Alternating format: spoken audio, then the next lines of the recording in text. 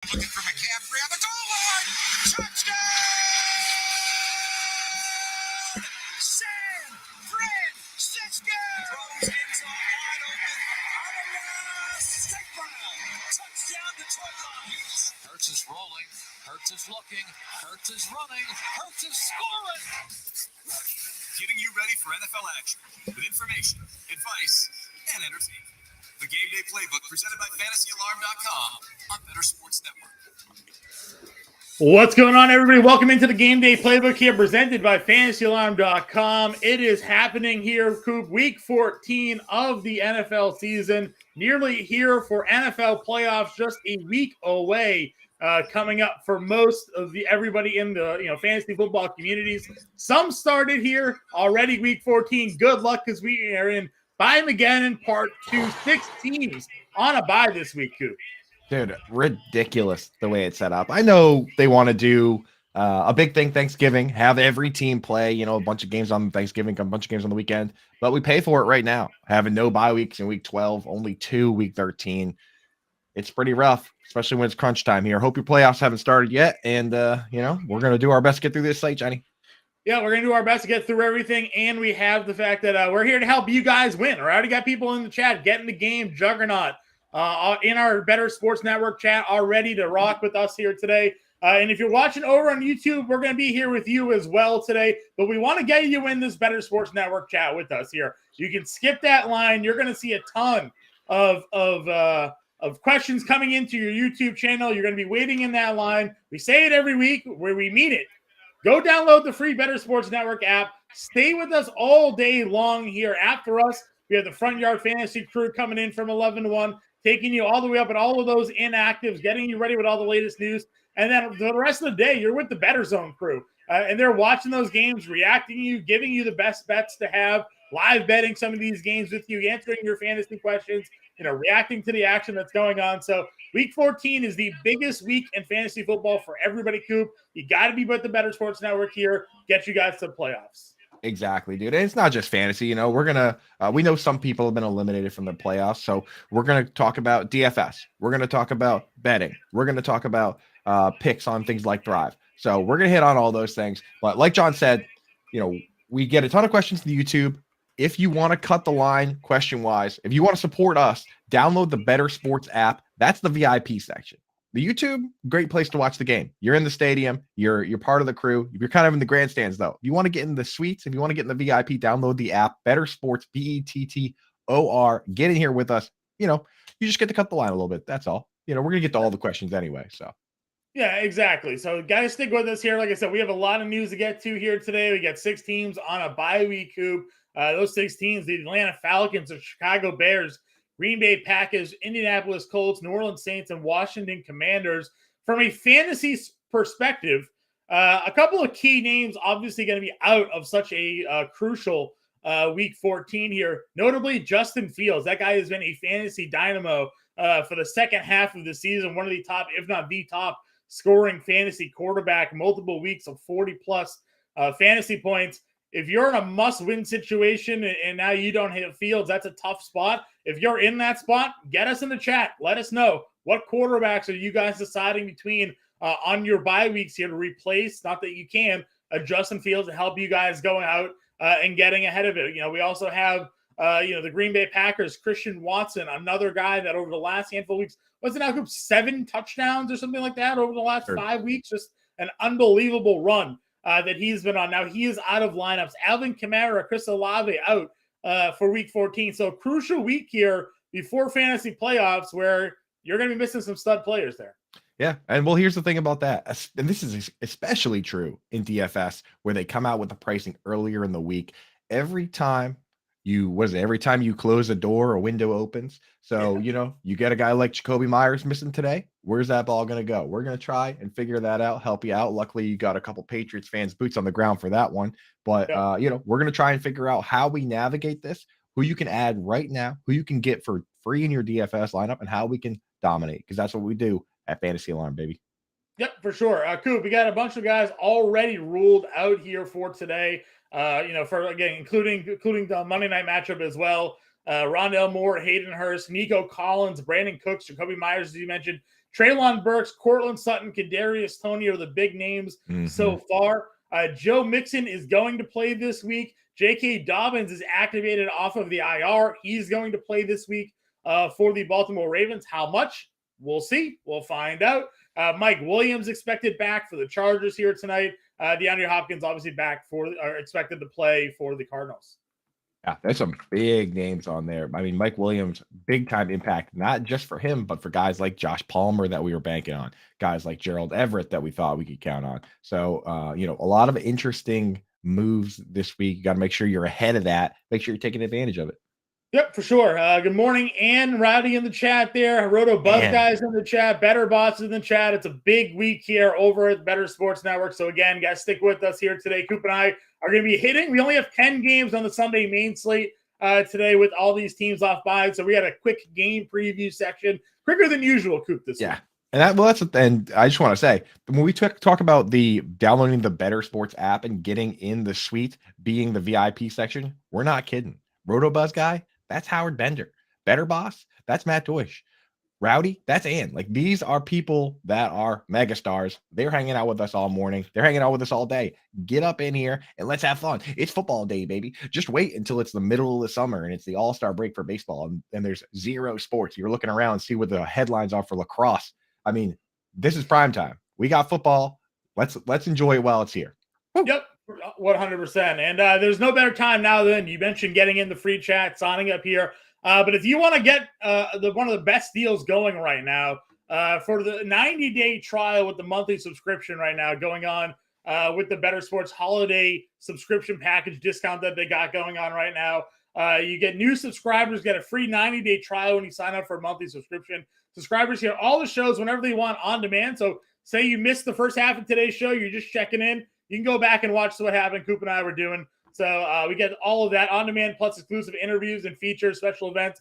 Use promo code HOLIDAYS when you sign up there for the monthly subscription on the Bettor Sports Network app. So you got to hit it all up there. No better time. 90-day free trial, Coop. Hard to beat, 3 months free. Takes you straight through the Super Bowl, too. So, I mean, we want you to hang out and stay, keep the app, but at the very least, you're getting the perfect trial period, right? You get it through the big game.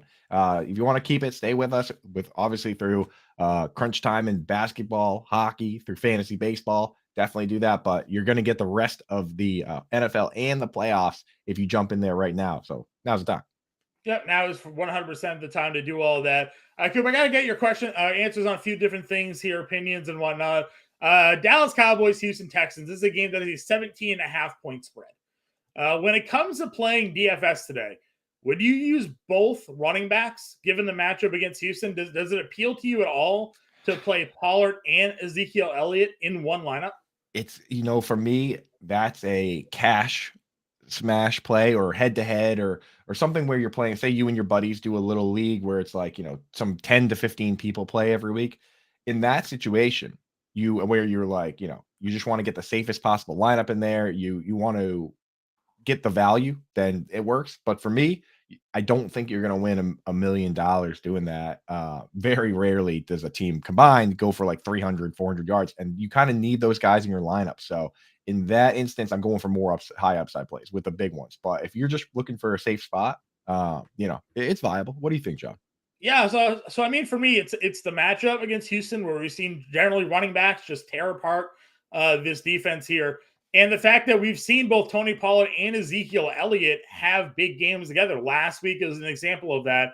I think Pollard had the 2 scores. Ezekiel Elliott had the 1. Elliott went for like 18 fantasy points. Pollard went for 20-something. So, it is rare. I agree with you, but this has been an offense where both running backs have found a lot of success together this season. So I was just getting your feelers. I heard it going in this morning. Howard and Fenstey were talking about it. I've seen a lot of people tweeting about the idea of using both running backs, for in their DFS lineups today. So I figured I'd get your opinion on it. I'll tell you right now, I'm doing it in the Dynasty League. I have Dynasty League where I had Zeke. So obviously I went out and got his handcuff years ago, right? So I had Tony Pollard this whole time, it's paid out. And a lot of times I start those guys together. And this week I'm doing it, right? So it's like, it's the idea of, okay, you're probably going to have 2 top 15 running backs, but are you going to have 2 top 5 running backs. That's how Right. you win $1 million, right? So for me, in those big tournaments, I'm not going to do it. But if I'm just sitting here being like, what's the safest, best possible plays? These guys are going to steamroll. There's no question. Yep. This team is letting up on average over 158 yards on the ground. And this is a great running game. You saw them run all over the Giants on Thanksgiving. You've seen Derrick Henry drop 200 by himself on this team. Right. So no problem doing that. Yep, In those I'm with you sentiments. there. I'm with you there as well. Better Boston chat said Burks injury, Montgomery on a bye, desperation play. Slayton, Devontae Parker, or Robert Woods for today. Jeez, Matt, coming in with the how about a softball to start the day, Matt? How about something nice and easy? The first question of the day is Burks I can't out. go Robert Woods at all, No. but Slayton's got the tough matchup against Philadelphia. Devontae Parker with no Jacoby Myers, maybe. Yeah, I mean, Devontae Parker actually led the team in snaps last week. He's the one dude that lines up at split end, which is going to get you on the field in this offense. He got Demir Bird a huge snap Right. share in this offense, right? So he's going to be lining up at split end, and I don't think, I don't think there's anybody on this opposing Cardinals team that's really a shutdown corner that can just take him completely out of the game. So Devontae Parker's probably the one for me. Robert Woods has been brutal, and Darius Slayton he's not exciting. Right. And he's going up against Darius Slay and James Bradbury. I mean, there's nowhere to hide for Darius Slayton this week. Yeah, the one thing I talked about with Howard Bender this week was that Darius Slayton, half of his yardage each week comes on a big play, right? So, is he going to be able to get that 40 or 50-yard catch today against that Philadelphia defense? And if he catches one, is he going to be able to get enough volume to make it work? So, I'm with you there. I think Devontae Parker's the play with no Jacoby Myers. He should be lined up as the number 1 wide receiver in this offense here today. And I'm, Coop, we're Patriots fans. We saw the reactions last week from Mac Jones coming off the field, yelling to nobody, but definitely yelling at Matt Patricia to throw the ball downfield. And we've seen Devontae Parker this season, make some big contested catches downfield. Devontae Parker, one of the best contested ball wide receivers, in the NFL. So I think there's going to be an opportunity here where they probably, hopefully, do push the ball downfield a little bit more, and we'll be in a good spot for against the Cardinals this week. Yeah, I mean, who's in a huge smash spot, and we'll talk about that a little more when we get to that game in our slate. But Hunter Henry. I mean, the Cardinals have been one of the worst teams in the league versus the tight end. And I've seen people talk about, certain tight end matchups skew the numbers, right? When you play Travis Kelce or you play TJ Hawkinson as a big game, it skews the numbers. There's certain teams like the Saints who have not let up a single 50-yard game to any tight end all year. And then you go to the Cardinals and they let Tyler Higbee get 50 yards on them twice. There's something going on with Isaiah Simmons this year where he just is not playing well. They take him out of the game at times. So this Cardinals is definitely a team where you can throw the ball over the middle on them. The Seahawks are the same way. The Seahawks let Tanner Hudson get 58 yards. No team has done it against a team like the Saints, and the Saints play like George Kittle and Ertz and Pitts. So it's like there are matchups we can take advantage of. And with no Jacoby Myers in this situation against this defense, beautiful. Yeah, should be a good one. We got Troy Olson in the chat there. Troy, what's going on? And it's a big day for Mac Jones. You know what? Coop and I actually need a big day for Mac Jones. We're in the FFWC best ball contest there. We're currently in second place. Coop, congrats to us. But we've gotten there on the backs of recent Christian Watson, Justin Fields breakout weeks here. So we're without both of them there in week 14. But we got Mac Boy there as our backup Q in that best ball. So hopefully they can keep producing points for us, so we can get into the playoffs. Top 4 make the playoffs in there. We're in second. So we knew this day was coming. This day was coming, right? And I mean, there's some sharp folks in that. Josh Larkey's in that. Matt Kelly, the Podfather. Billy Muzio. That's that one, right? Yep, that's that league. That's a sharp league, dude. So we take that one down. That's some bragging rights. It is. I'm hopeful. I'm hopeful. Before we got on today, you and I were talking. We're expecting a lot of questions regarding Leonard Fournette and Rachaad White, and Juggernauts hitting us with the first one today. Roll with Fournette and White at running back. Play Fournette, White, and Jamal Williams. How are you feeling about the Tampa Bay Buccaneers backfield there? Yeah, I mean, I took a long look at this situation, man, and it's pretty rough, dude. Because it's a 37-point over under, and the 49ers are favored here. that means that the Buccaneers have one of the lowest implied point totals this week. It's basically the Texans, which are expected to get crushed. The Jets are down around 17 points. The Bucs are also down at around 17 point implied point total. And not only that, but this 49ers defense is good at stopping the exact things that Fournette and Rachaad White do. I mean, they are literally letting up the fewest rushing yards of any team this year. It's really not a good spot for either of those guys. I don't have either one ranked as top 24 running backs on my squad this year. So I'm not starting Fournette and White. I'm probably going to take Rachaad White out and put Fournette and Jamal Williams in and just hope that Fournette, he played 10 more snaps than Rachaad White last week. He played more pass snaps than Rachaad White last week. You just hope that the starting running back gets more points and that Jamal Williams finds the end zone again, which he seems to be just ridiculously good at doing. Listen, last week when Tom Brady threw that game-winning touchdown to Rachaad White, for like the previous 3 plays, Fournette was the guy on the field. He just got, I guess, gassed, based off that series. They took him out. That one snap was the one where White was in the field. He caught the touchdown pass. The game was over. Could have very easily gone to Fournette. He was the running back on that entire drive for Tampa Bay. So I'm going to agree with you. Listen, as long as Fournette's healthy, it's very difficult to trust Rachaad White because Tom Brady trusts Leonard Fournette. And that's just kind of the way it goes there. So I'm with you. The Jamal Williams, DeAndre Swift is one that we're going to certainly talk a lot about today as well. Excuse me. I had a nice little debate with Howard Bender on the DFS podcast about whether or not last week is a sign of things to come with the Detroit backfield.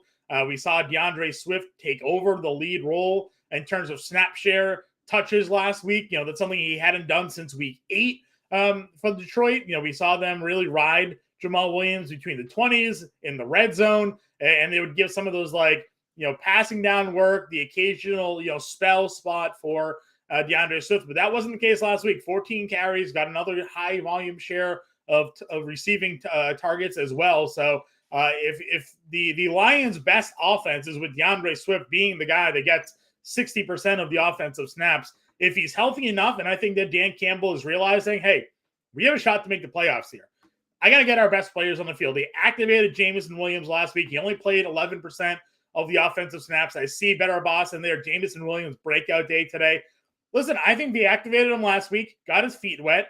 I would expect to see some of his snap share increase a little bit today. Cleve Raymond is questionable to play. Obviously, he can't really go down from 8 snaps, but if he plays 25 or 30% of the offensive snaps today, they're just getting Jameson Williams ready. They're getting DeAndre Swift ready for these games that people think that they can win. Vegas has Detroit as a 1.5 point home favorite at 5-7 over a 10-2 team that is leading their division. So clearly they think the Vikings are a paper lion, and they think the Lions are the real, king of the jungle. The real king of the jungle. So, attaboy, Johnny, attaboy. The year, so the week before last, week 12, Josh Reynolds was the one that played 8 snaps. Then this week, Khalif Raymond comes out, plays like 13. So I think the writing's on the wall. That at the end of the day, they want it to be DJ Chark at split end, the big, stronger guy. They want Jameson Williams at flanker. That's where he fits best. And Amon-Ra St. Brown right in the slot where he belongs. I mean, that is a good core of 3 wide receivers when it's all said and done. And as far as DeAndre Swift, with a lot of these situations, we can look around to other parts of the league, other teams in the league, and find comparisons to figure out what we can expect for production. I think a great one is what the Cowboys are looking at right now, where it's clear that Tony Pollard is the more explosive player. He's better in space, and he's earned enough that we've seen him, bring the ball down to the goal line and then look over at the sideline and say, I'm staying out here, right? We watched Tony Pollard do that a couple weeks ago. He got stuffed twice, and they had to bring in Zeke. And then we watched DeAndre Swift last week bring it down to the 1 yard line.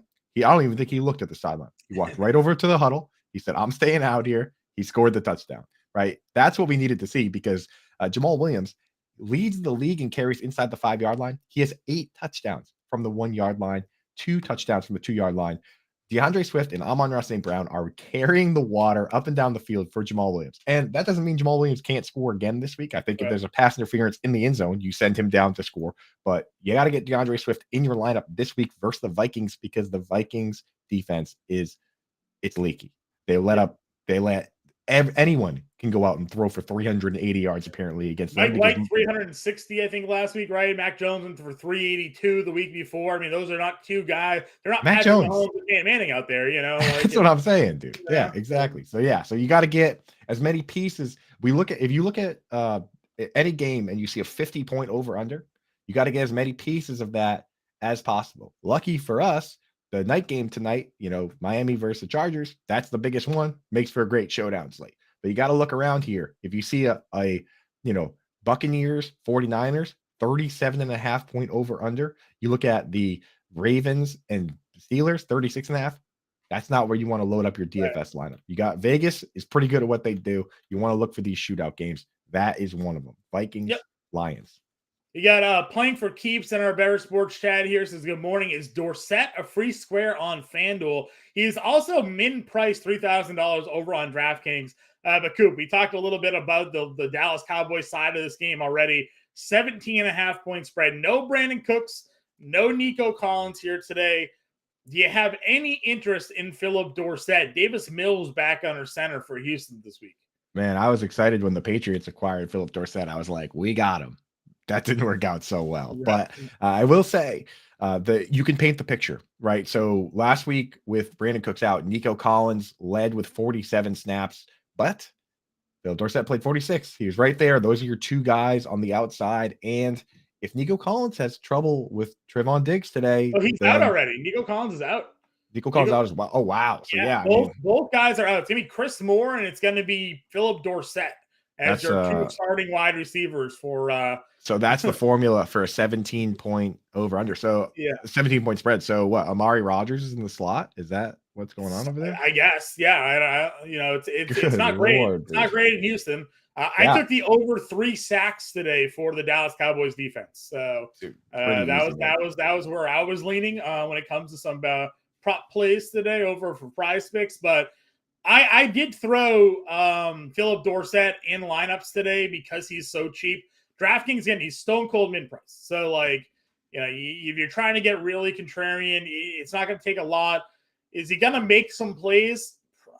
I'm very skeptical. But if he gets a 0 at 3K, maybe you because you're able to get like Justin Jefferson and Amon-Ra St. Brown and all those other top tier scoring guys in your lineup, you could live through it. But when you say free square, that's more so like he's starting in his min price, but I don't know what the production's going to be there, Right. It's not like he's 2,500 here, 3,000. There are players in that range, But I think it is worth a dart throw. It is, because this is the NFL. There's a lot of times where they say teams are going to win by 10 and then they straight up lose. I don't think the Cowboys are going to lose, but this game could be more competitive than people think, right? They thought Dorsett garbage time because they don't have any other wide receivers, right?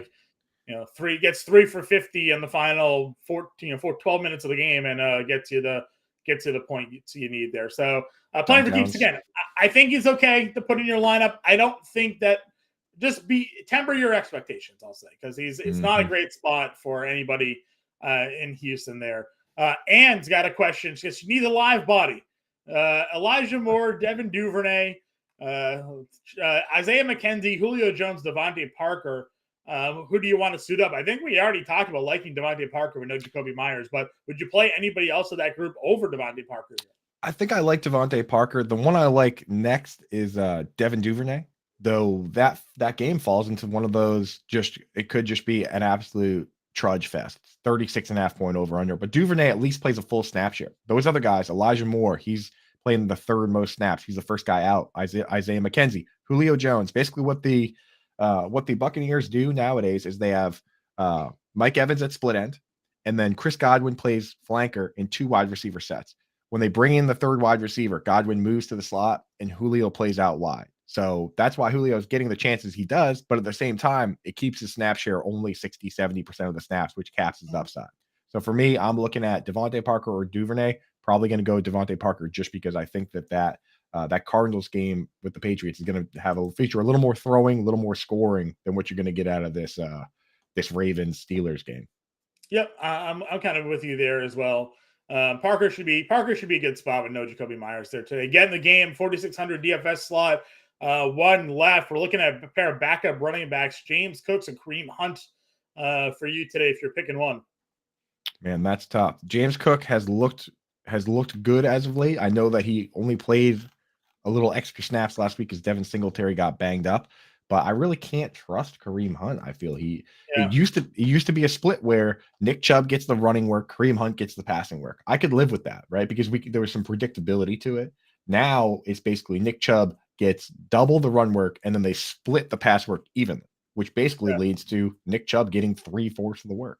So I think in this case, I don't mind going James Cook. He caught 6 passes, all 6 of them last week. All 6 of them were between the numbers and 10 yards of line of scrimmage. So there were a lot of dump downs, but I mean, there's no substitution for targets. So I think I would go James Cook, John. What do you think? Yeah, Cooks is probably where I would lean, but I would also say get in the game. Maybe re-trigger your lineup there. It's DFS. Yeah, I don't really love either guy in DFS, Tommy. I don't love Travis either guy in DFS. 5K. If you can find a way to get $400, like maybe you find Travis Homer today.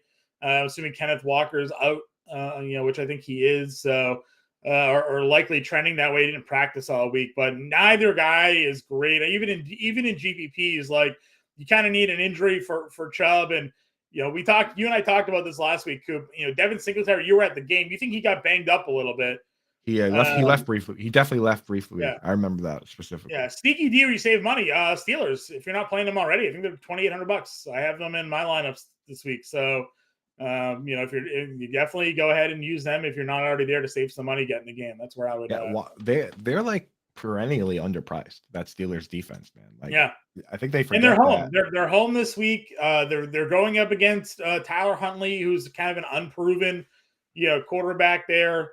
There's some mobility with him, but again, they're with Watt and that defense there when they're at home, they can definitely get after some guys. So yeah, go play the Steelers D if you need to save some money. I also have a very sneaky tight end. He's in my contrarian corner video, Coop.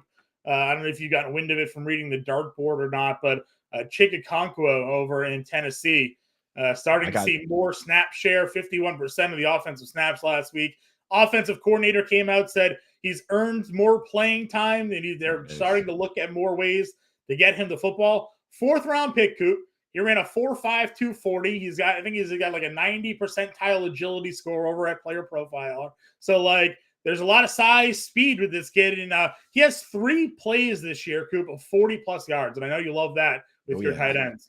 That's that speed. That's that 4.52. That's the exact 40 time that George Kittle ran. And George Kittle's the guy that we always talk about. One of the few guys capable of breaking off 70, 80-yard touchdowns at any given time. And they say they're going to get this guy the ball more. I'm wondering, and the quote from the OC talked about drawing up different plays. I'm wondering maybe this guy could get some end arounds, that kind of stuff today. I look at it, and on DraftKings, he's like 2,700, I believe. On Yahoo, he's the bare minimum $10. On FanDuel, they caught on. On FanDuel, they got them like 8% of your budget. So the bare minimum on most of these sites is 5% of your budget, right? On FanDuel, they made them like 8%. So don't use them on FanDuel. But on Yahoo and DraftKings, dude, Chig season's here. Yeah, I think he's worth the dart throw again. 10 targets last 2 weeks. Big play guy. Good mismatch for defenses there. Rowdy wants to know who's the pickup for Seattle, Homer or DJ Dallas. So I only think DJ Dallas got the work last week because Travis Homer was inactive. Dallas profiles more as the pass catching back. Homer's more of your early down running back guy. So it's Homer for me, I think, is the one I would trust. Plus, Dallas wasn't practicing either.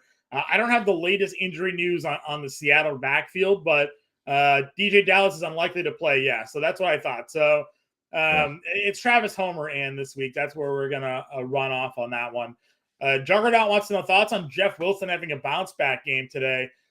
What do you make of what happened last week with the Miami backfield with Mostert 7 carries to Wilson's 1? I mean, what was that all about? Yeah, I had that game on the big TV as we talk about at 4:00. So I had my, I was switching back and forth between the Chiefs and Bengals, but I had that. I had Red Zone's on one TV. Red Zone on one TV. Regular TV. Yeah. Got that game on the other TV. So I watched a good chunk of the first half of that game. It was basically for me a combination of 2 things. One was that they didn't have their offensive tackles, so they at a certain point it looked like they kind of said, okay, the ground and pound attack is not going to work. We need to just try and hit a home run here, and they have one of the biggest home run hitters in the league Raheem Mostert. People forget that just a year ago, he had not only the fastest, but the second fastest speed on field. So I think they just decided to go that route. The other thing is that Jeff Wilson did not help himself in the second quarter by just completely whiffing on his block. I know it was Nick Bosa, but he completely whiffed on his block, allowed a sack. Coaches do not like to see that. So if you're not getting it done on the ground and then you do something like that, perfect time to pivot to Raheem Mostert. I think this week, now that they have Teron Armstead back, now that they went out and signed Eric Fisher to fill in for an injured Austin Jackson, I think that it's going to be back. And you're playing the Chargers, John. You always say you can run on the Chargers. I think it's going to be back to Jeff Wilson being the starter, getting the bulk of that work. So if I'm looking at a situation where it's like Rashad White splitting with Leonard Fournette or Jeff Wilson in a shootout versus the Chargers, I'm actually going to lean Jeff Wilson. So that's where I'm at with that one.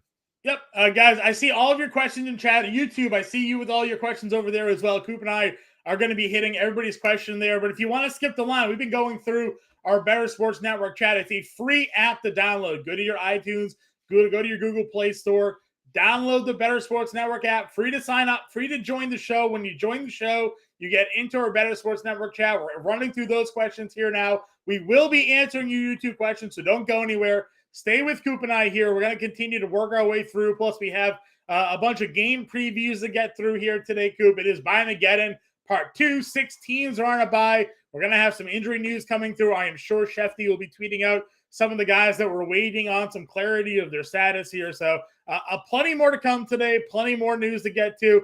Plenty of questions still to be answered. A lot of people, Coop, week 14, week before the playoffs. Some big decisions have to be made here to get people over that hump.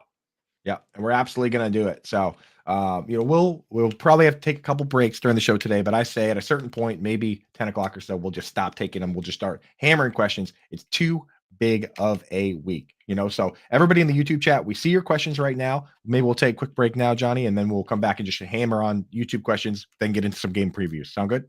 Yep, sounds great. So like I said, Coop and I will be right back here with the Game Day Playbook presented by Fantasy Alarm on the Bettor Sports Network. Your questions coming up next. This is Jeff Power with Real Time Fantasy Sports, and I'm going to give you my 3 favorite DFS pick'em plays for Week 14 of the fantasy football season. Remember, don't forget to get in one of these great games here at Real Time Fantasy Sports. It's www.rtsports.com/DFS-pick'em and pick your favorite plays for the week and win big here. And use the deposit match right now that we're doing. Use the code BSN for a 100% deposit match for new users on the site. So just go to rtsports.com/DFS-pick'em, put in the code BSN for a 100% deposit match. Now, here's 3 of my favorite plays for this week. And my first one is Kirk Cousins, quarterback of the Minnesota Vikings, and over 21.3 fantasy points. I know Cousins has been a little frustrating this year. He's posted some erratic numbers, but even with that said, he is 12th overall in fantasy quarterback scoring. He's had some big games along the way. He has 20-plus fantasy points 7 times this year. He's capable of the huge game any given week in this offense, and he plays the Lions this week. They allow the most fantasy points to quarterbacks, 27th overall against the pass. So I like Cousins and over 21.3 fantasy points. My next favorite play is Mike White, quarterback of the New York Jets, in under 247.5 passing yards. Now, White has played well since being inserted as a starter for the Jets. He's thrown for a lot of yards in each of his first 2 games, but he has not played a defense like the Bills just yet. Buffalo held the Jets to just 136 passing yards in Week 9. They allowed the 8th fewest fantasy points to quarterbacks and under 200 and just 218.3 passing yards per game for the season. So I think Mike White goes under 247.5 passing yards. And my last favorite pick and play for this week is Darius Slayton, receiver for the New York Giants, and over 46.5 passing yards. He has 6 straight games going over that 46.5 receiving mark. He has 85-plus yards, 3 or 4 games. He plays the Eagles this week. Now, they do have a pretty good pass defense, but I think the Giants are going to be playing from behind, having some struggles in this game, and having to throw the ball often. So I think that's good news for Slayton. I think he goes over 46.5 receiving yards. All right, those are my 3 favorite DFS pick'em plays for Week 14 of the fantasy football season. Remember, get in one of these great contests here at Real Time Fantasy Sports. Go to www.rtsports.com/DFS-pick'em. Use the code BSN for a 100 deposit match right now for new users on the site. Again, go to rtsports.com/DFS bettor-pick'em. Get in one of these great contests today. Hope you have a lot of success with all of your games in week 14 and you come out victorious. This has been Jeff Power with Real Time Fantasy Sports.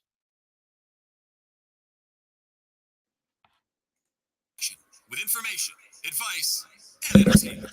The Game Day Playbook presented by FantasyAlarm.com on Bettor Sports Network. Welcome back, everybody. Game Day Playbook here presented by Fantasy Alarm Week 14 Coop. It's a big week, and the questions are pouring in.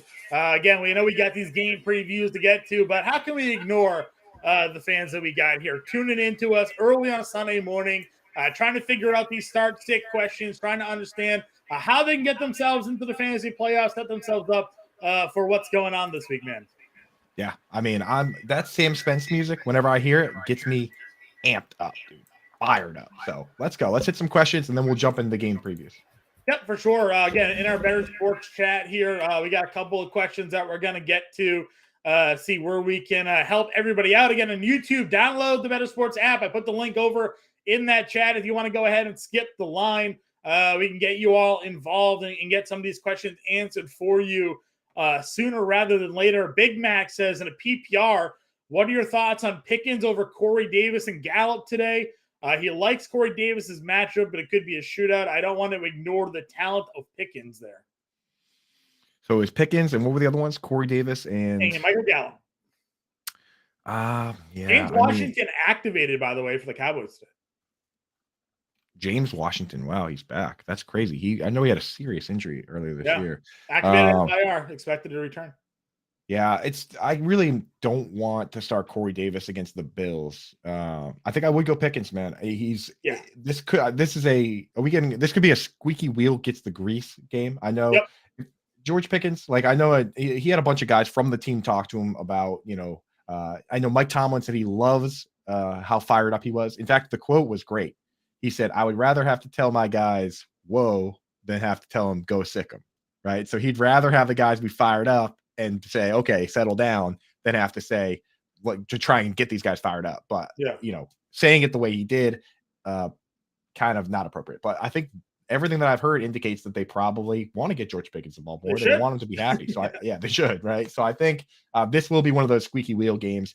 And, I don't there's a very real chance that the Cowboys don't have to throw at all today. So I worry about Gallup in that sense, that if you don't need to put the ball in the air, if you don't need to roll those dice, if you can just run all over this team, why wouldn't you just do that? So you're likely just hoping that Gallup catches a big touchdown, right? That's because the volume probably isn't going to be there for him today. So go Pickens. The kid is elite. We talk all the time, people, why these teams get talented wide receivers and just don't utilize them. You have a game where Pickens just gets 2 targets. You're like, what was your game plan for this day? How is it not to get your best wide receiver involved more? So, he made it known that he should be getting the football, and I think they will oblige him when it comes to that. We got Joey in chat here. Our boy, he's saying Chris Moore's season, last 2 games, Davis Mills for Moore were serviceable in PPR. Yeah, man, listen, it's just a matchup, obviously, right? We worry about Dallas's defense here, but we always talk, though, Coop, Diggs is leaky, right? He goes through these big plays. Maybe today, even more, especially against Davis Mills, he's going to be trying to jump some routes for some interceptions, and ultimately he can get beat on some of those there as well. Yeah, I mean, he is the new version of Asante Samuel Sr. He played for the Patriots, he played for the Eagles, and it was frustrating with Asante because he would either pick six it or it would be a touchdown. But as a neutral party watching these games, it's fun when you throw it to over Diggs' way. Someone's catching it, and it's either going this way or it's going that way, right? Yeah. Rowdy with a tight end question here. So give us your expertise, Coop. David Njoku or Evan Ingram, Dawson Knox or Greg Dulcich here. Looks like she's got 2 different questions going on here. What's the Njoku status, right? Was he limited this week? He was limited all week. And to be honest, he the last time he came back from injury, he got hurt again. So that's a red flag. He also, the first game he came back, Harrison Bryant played 40 snaps and he played 19. So they're not scared to sit back and ease these guys in. That's what worries me about Njoku. And it's why when you have other options like a Greg Dulcich, I'm going to go that way. So for me, I like Ingram and Dulcich. They're both pretty solid this week. but I'm going to go with Greg Dulcich in that matchup versus the Chiefs. The Chiefs is, tight ends can work against them. The over-under is 44.5, which in this week is one of the better ones. There's a lot of games that are like 36, 37 point over-unders. So I'm going to go Dulcich on that one. Yeah, I would like I want to see if we can get some confirmation on the Zay Jones status there, because he was another guy that was banged up all week. Because if Zay Jones is out, I think Evan Ingram becomes a little bit more of an appealing option there for Jacksonville. You know me, John. You don't got to sell me on Evan Ingram. Yeah, I don't got to sell you on it. I know. I worry with that game. The 40 point over under. I worry that it's just going to be a Derrick Henry throwing Jaguars all over the ground game, like it almost always is in those situations. Yeah, Joey throwing some knowledge out here. Mark Andrews and Tyler Huntley in the 4 games last year, 32 catches, 383. Makes sense. Backup quarterbacks love their tight ends. It's one of the narratives that I truly believe in. It's just the safety routes that those guys throw. One interesting point I do, talking to Ryan Hallam there last Sunday night on the show that we do. He pointed out the fact that you look at the game logs and Tyler Huntley on average throws more pass attempts in his starts than Lamar Jackson generally does. I think he had 4 starts of over 35 pass attempts. So, while Huntley certainly has a rushing ability, even last week he threw 32 times. So they don't shy away from him throwing the football. So certainly good. Never down on Mark Andrews anyways, even with Huntley at quarterback there. So it makes a lot of sense to me too. It's like, if you look at the quarterback and say, okay, this is a backup quarterback, he can make mistakes. We want to make him throw. You stack the box up, and then naturally that leads that quarterback to throwing more. So I could absolutely see that being the case. But I see Juggernaut in the chat. No VIP shades this week. I got the VIP shades going. I like to bust them out when we get a new VIP member jumping over to the Bettor Sports app, which is free. And you get to cut the entire line on YouTube. Every week we have somebody ask their question on YouTube. They download the app, jump over, join the VIP with the bosses over here, and then we bust out the VIP glasses, and we get a little. You almost had a sprained wrist last week from all the VIPs we had joined. Having to go back. Seriously, at one point you had 3 pairs of glasses on. Yeah, exactly. I'm ready, dude. I'm ready, man. I'm ready to party, dude. Joining in. No, Big Mac. Go ahead. Good. I was gonna say let's just hit the rest of the VIP questions quick, and then we'll do YouTube, and then we'll get in some game previews. Yep. Big Mac here. Flex Pacheco and Homer over Bam Knight in a full PPR. Michael Carter is back, stealing touches. He could be. Definitely could be involved here today. He said also could flex Corey Davis or Pickens. So I definitely want Pacheco in over in today's matchup against Denver for sure. And then it's Homer or Bam Knight in a full PPR. He could also play Pickens. So what are your thoughts? I would play Pacheco. And then if you had to pick one between Homer, Knight, Davis, and Pickens, where would you go? Yeah, I mean, the thing is, I hate doing this where it's like you look at your matchup and see if you're a favorite or not and decide that way. But Zonovan Knight is clearly safer than Travis Homer. We have no idea what they're going to do over there because we haven't seen it. It's like it's all up in the air. Whereas they came out and told us that Bam Knight is going to keep part of his role, right? Yeah. Even with Michael Carter back. So I think I would just start Zonovan Knight. I know it's Buffalo Bills. It's probably not going to be a good game script for that, but I just don't like risking putting in these guys where you could just get like a straight up 0. You know what I mean? Yeah, no, I agree with you. I do think that Michael Carter's role is interesting because his usage in the passing game was just so great, right? So, and we talk a lot, even though this hasn't been the case the last 2 weeks for Mike White, but generally he was a check down king. Like he was throwing to the running backs all the time last season. And if this is a game where a bad game script where they're not playing from a competitive standpoint for Bam Knight, I think Carter is going to be out there. For me, I'm going to go Pickens and Pacheco here for the 2 guys that I'm going with.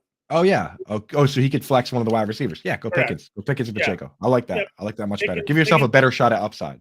Correct. 100%.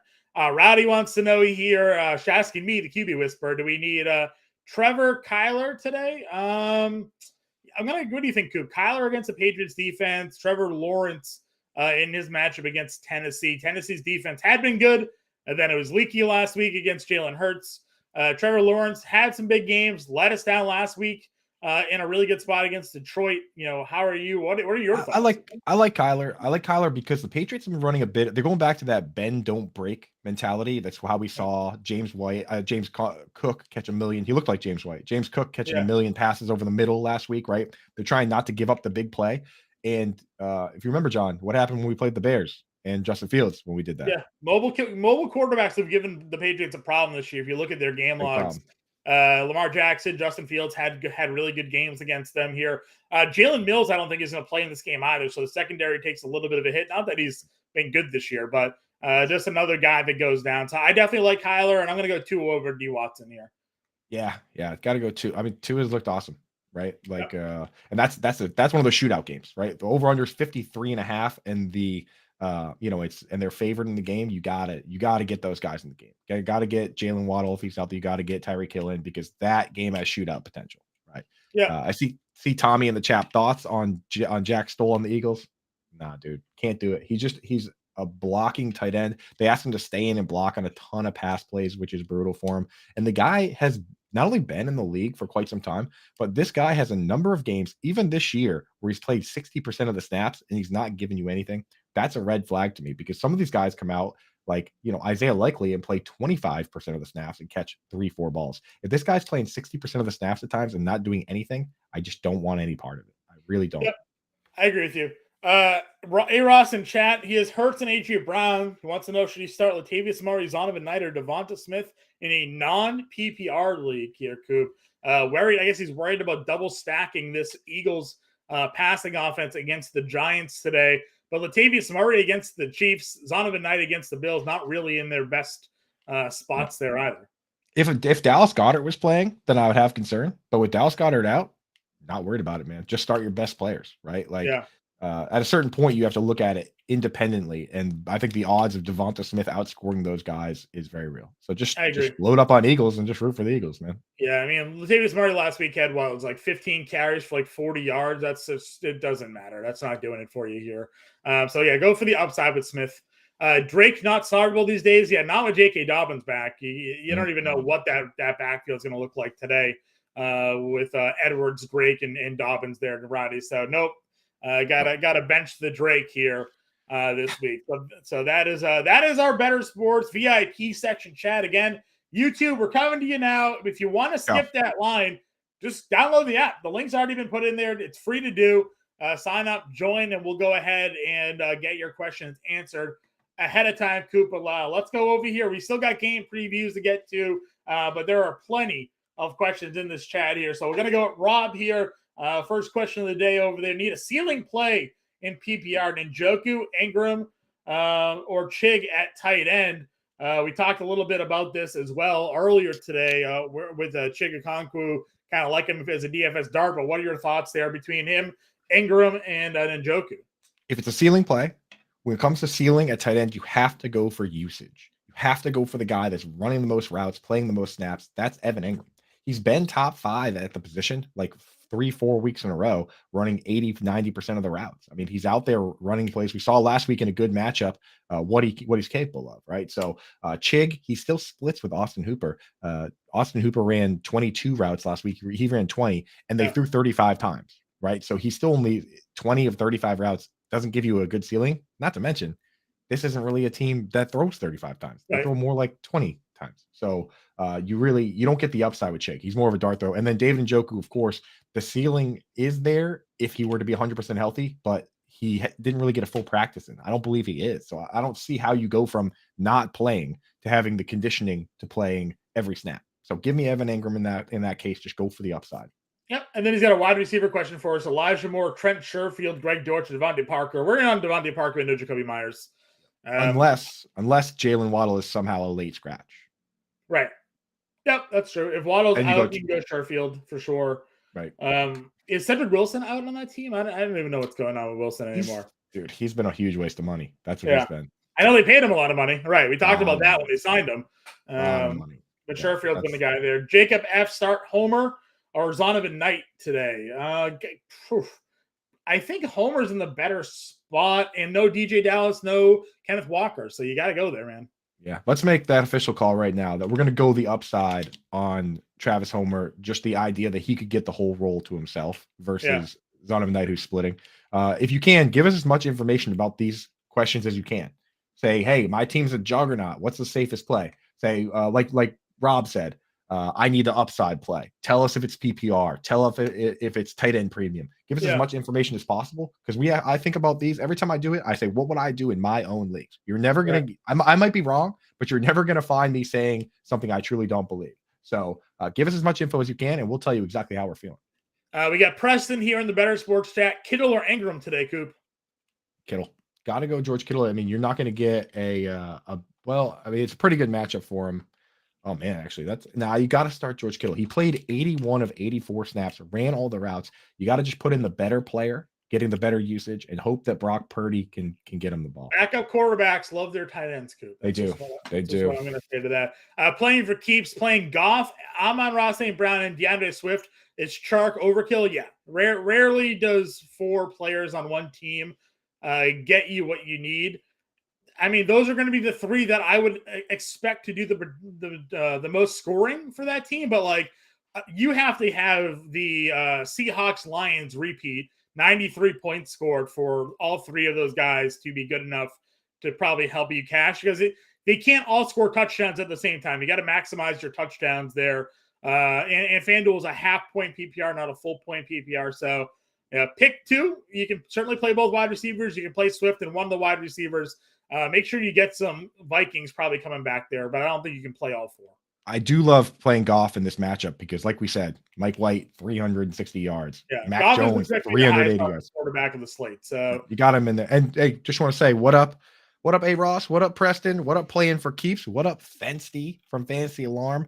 Thank you for joining us in the app, in the VIP section, getting your questions answered first. And it's a VIP. I mean, you're hanging out with Justin Fensterman. That's Fensty right there. He's a Fantasy Alarm legend. You're hanging out with FYF Joey, dude, who's going to be on the show right after this one. Get in the game, Tommy. I know I saw Howard Bender in the chat earlier, dude. Matt Deutsch. Like, there are legends in the VIP chat. Come on over from YouTube, hang out with us. I mean, we're going to answer all the YouTube questions too, but you're definitely going to answer all the YouTube questions. You're supporting us by downloading the Bettor Sports app, so we're gonna support you right back, So let's get back to the YouTube ones and get some of those knocked out. Yeah, sure. Well, let's get your fancy question out of the way here. He wants to know love for Bellinger here against Philly. So in this particular situation, I do like it, even though Philly's a good defense. First of all, Bellinger came back, played 64 of 66 snaps. So his eye is healed. His legs are clearly fine, right? So it's not like his cardio was out of mix because it was an eye injury, right? He caught 5 of 5 targets. Here's the other thing about the Eagles. They have great guys on the outside. They have Darius Slay. They have James Bradbury. That's not a concern for Bellinger. Over the middle, they lost CJ Gardner-Johnson. They lost him to I think it was a kidney injury against the Packers a couple weeks ago. So he's out. And then Avonte Maddox, I don't know if he's playing as the slot corner either. I need an update on that. But, this Eagles team could be susceptible over the middle. So I do like Bellinger today. That's another between Chig and Bellinger, there's a lot of value to be had in DFS in that kind of lower tier, like just over $3,000. Yep. All right, let's go back over to YouTube here. Be growing PPR pick 2, Juju, Chark, or Homer today. Juju, right? Unless you want to go Chark. Oh, 2. So you get the start Homer with no other real running backs there. I think they elevate. Who did they sign to their practice squad there? He used to be the running back for the Giants, and now I'm blanking. Gallman. They signed Wayne Gallman for their practice squad. I don't know if he's got elevated or not. But Homer's the only healthy running back on that team right now. They have Tony Jones Jr. People might remember him from he flashed a little bit with the Saints, right? He'll be the pass catching back then, right? For today. Yeah, so I think I'm just gonna go. I mean, Chark had 98 yards last week, and then he gets a team, one of the juiciest matchups you're gonna see on this week. So I think I'll go Juju and Chark. What do you think, John? Yeah, for PPR, that works for me. Juju and Chark works for me. I put Mahomes as my contrarian quarterback for today. Guys, he's a top price guy, obviously, so he's expensive, but people look at this 10-point spread for Kansas City. They worry about it. Is it going to be competitive? It's not going to be competitive, but if Patrick Mahomes throws for 250 and 3 touchdowns, does it even matter? Like, he's the one that's scoring all the points for the Chiefs offense here. They're not going to they could, but they're probably not going to give Pacheco all this work early in that game. It's going to be Mahomes throwing the football. And the thing with Herbert and with Mahomes is that because of the play calling and the play styles of those teams, the very short passes are the extension of the running game. Right. So a lot of times where one team is just going to run it in the end zone, the Chiefs do that shovel pass, and it could go to anybody. It goes to the running back, goes to the tight end, goes to the backup tight end. That little shovel pass move is a touchdown pass. right? Yep. So that's the difference. You look at Austin Eckler with 80 something receptions. He's like top 5 of any player, not just running backs. Like that's a boost to Justin Herbert because they take the running game and turn it into, short passing game. Yep, I'm with you there. I do like Pacheco today, not taking that away from him. Just saying, I think Mahomes is the one that's going to do a lot of the damage early in that game before they turn it over to the running game. Grant Edwards, 1 point PPR, need to start 2 wide receivers. Amari Cooper, DJ Moore, Zay Jones.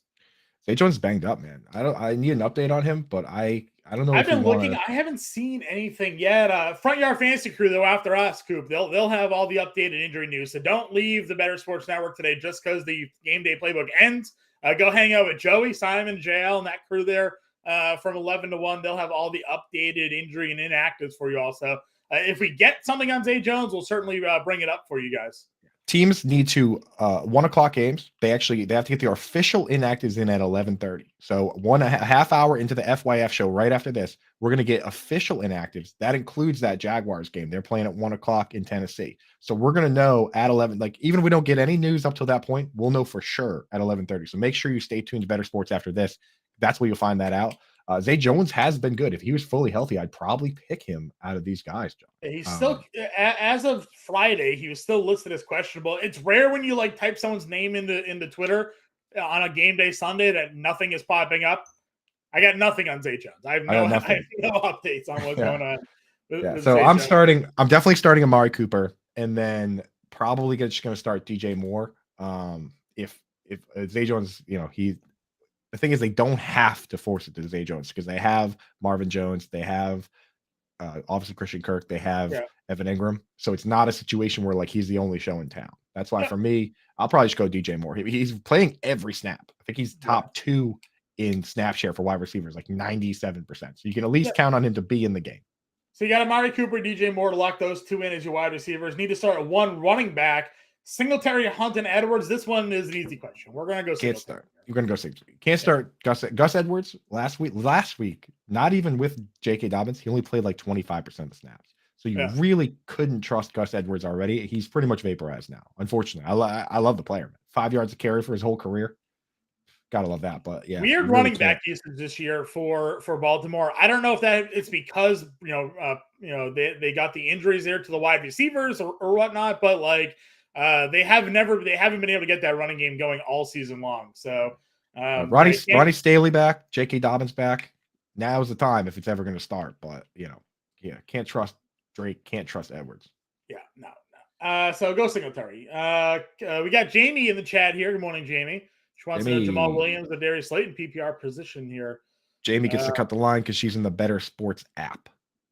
Jamal Williams or Darius Slayton. I want no part of Darius Slayton against James Bradbury. And look at Christian Watson. He's been red hot and they kind of shut him down. And then he got lucky with that late touchdown. If without that, it would have just been your classic Darius Slayton and James Bradbury come in and just bully everybody. I don't see a world where Darius Slayton gets, the better hand on a James Bradbury. So give me Jamal Williams. Jamal Williams still has a touchdown upside. Exactly. Leads the league and carries from inside the 5-yard line.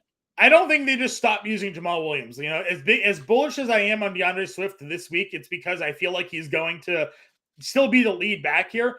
But we saw this, and I've likened this combination a lot this year, and it hasn't really worked when I've ultimately done this, but Chase Edmonds, James Conner. What did we see last year with Chase Edmonds and James Conner? Chase Edmonds got a lot of the work between the 20s. He was utilized in the passing game. When they got in the red zone, James Conner went there and led the league in rushing touchdowns. That's because that was his role. DeAndre Swift is still going to get some red zone work. We saw it last week, but Jamal Williams, when they're inside the 5 coop, like you said, when they're inside the 3 and they go heavy set, that is more likely going to be Jamal Williams than it's going to be DeAndre Swift. And the Lions offense is scoring points this year. So they're going to be in situations in this game here where they're inside the 10-yard line. And Jamal Williams is going to be getting the football. They have a really good offensive line. They have a really good defensive line. So I still think Jamal Williams is usable this week over Slayton here. Unless we just see that drastic, all of a sudden, Swift is playing 75% of the snaps. And that, because I don't think that's going to happen, but you don't know. So, but it's like you said with James Conner, if there's a pass interference in the end zone, who are they sending down to score that touchdown? It's going to be James Conner. It's going to be Jamal Williams, right? So you got that in your back pocket at least. So I like it. I agree with you. KJ Frederick, start 1, White, Rashad White, Amari Cooper, DJ Chark, Matt Breida if Barkley sits. We haven't talked about the Barkley thing. Apparently, he is a true 50-50 to play today. I don't know if Matt Breida is the key, but teams have been running the football a bit on Philly. Now, Philly obviously improved their interior offensive line over the last couple of weeks as well, but any love for Breida if Barkley sits, and where would you go here for KJ? That's interesting. I'm not going to start Rashad White. We talked about that earlier. If anybody just tuning in now, it's really not a good matchup. Leonard Fournette is playing. The 49ers are the best team in the league versus the run. The over-under for that game is 37 points, and Tampa Bay is an underdog. They have one of the lowest implied point totals this week. It's like 17 points, same as the Jets, right? Same as like the Ravens in this crazy low-scoring 36-point over-under game versus Steelers. The only team that has a lower over-under is the Texans, and that's not even a real team. So Right. you have to understand that, like Rashad White, you're chasing a situation that doesn't apply this week. They've dropped back 50 and 60 times the last 2 weeks. That's why he got so many targets. Not to mention Fournette was out for one of those weeks. The over/under for completions for Tom Brady this week is like 24, right? Yeah. So it's just not the same situation. Be careful with Rashad White this week. For me, out of those guys, I'm just going to start Amari Cooper. Right? Yeah, number 1 wide receiver.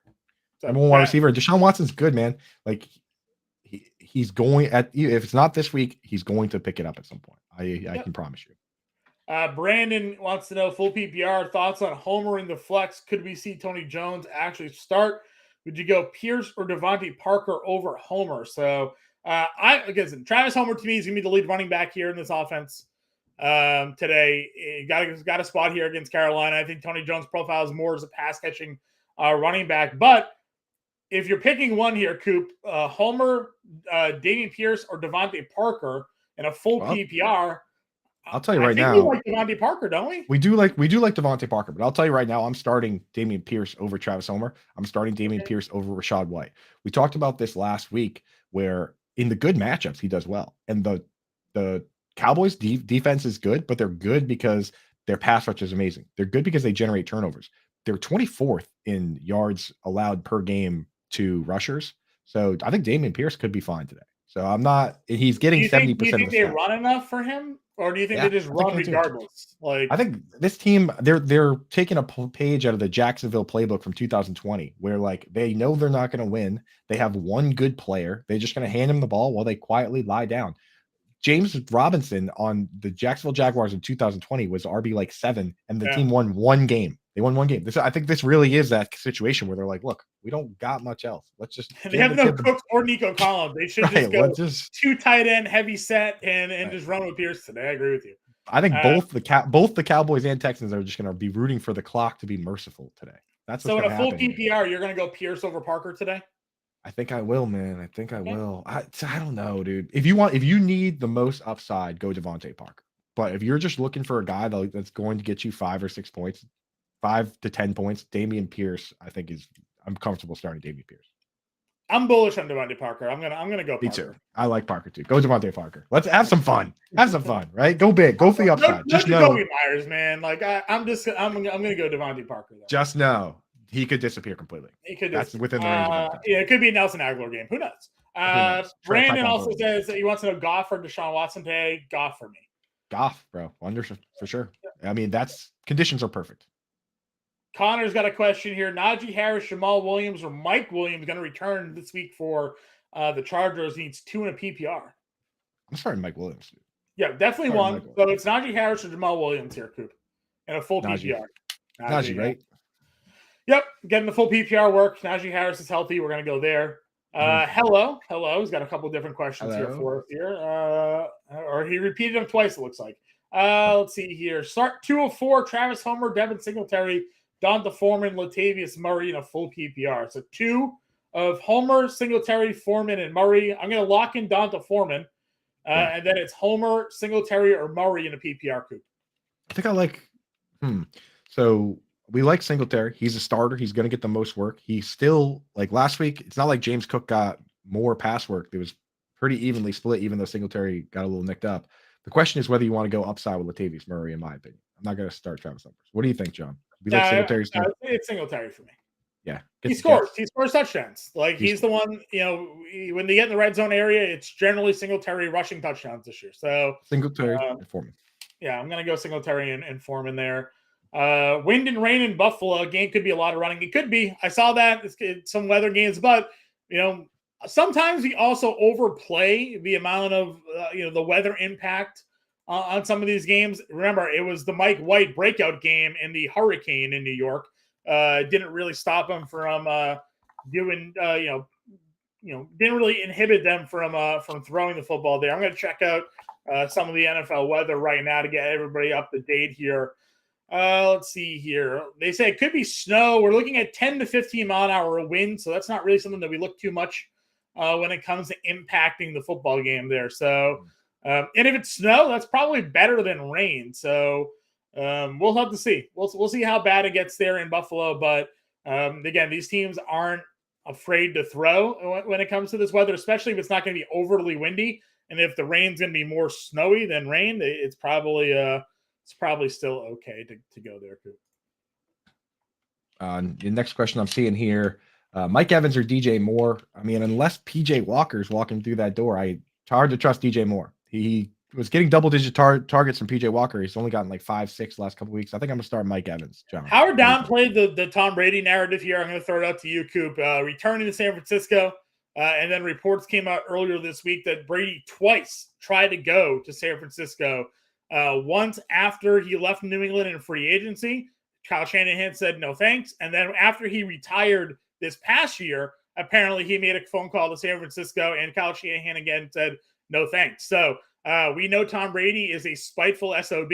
Now he's certainly older. He hasn't looked great at times this year, though he's come up clutch the last couple of weeks and comeback wins.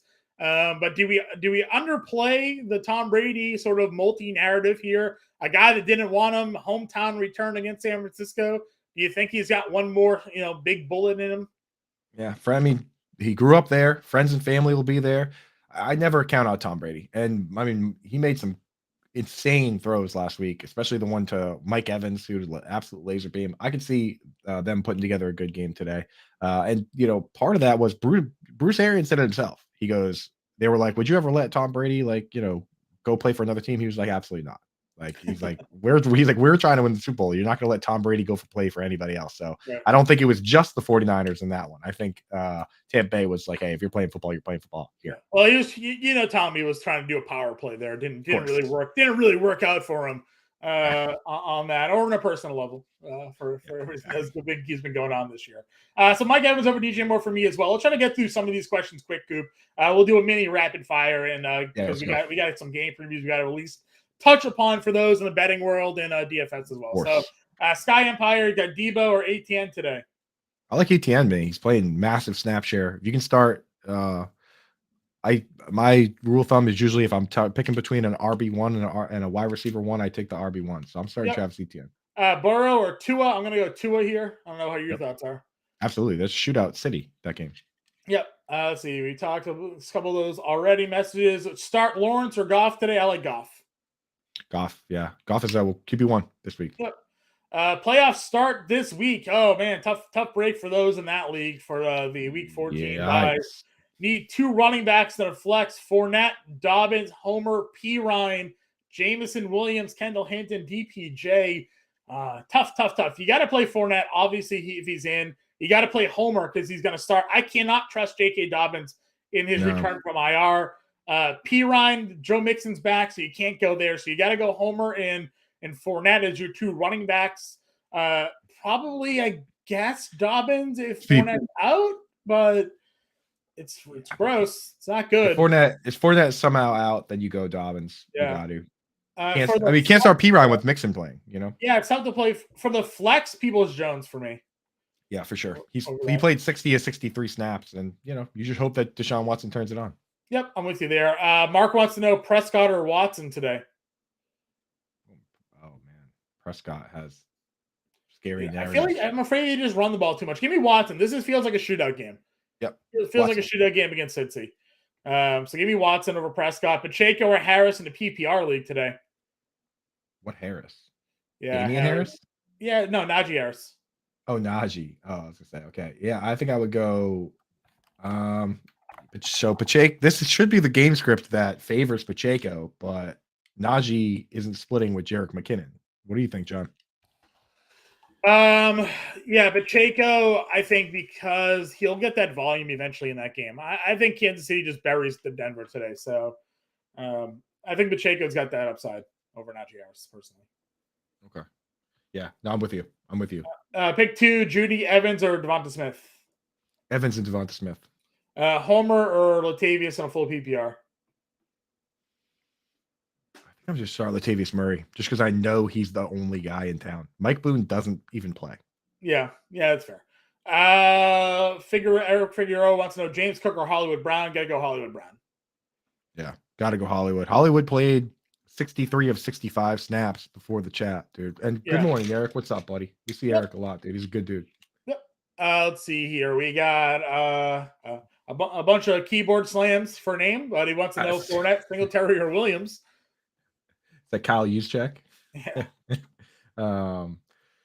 Like Fournette, Singletary. I don't know what Williams this is. I guess is it Jamal? Probably Jamal. Yeah. Jamal or Jameson. I mean, they're both in the same boat playing. Yeah, probably Jamal. 30% of the snaps. Running backs. I go Fournette if he's healthy.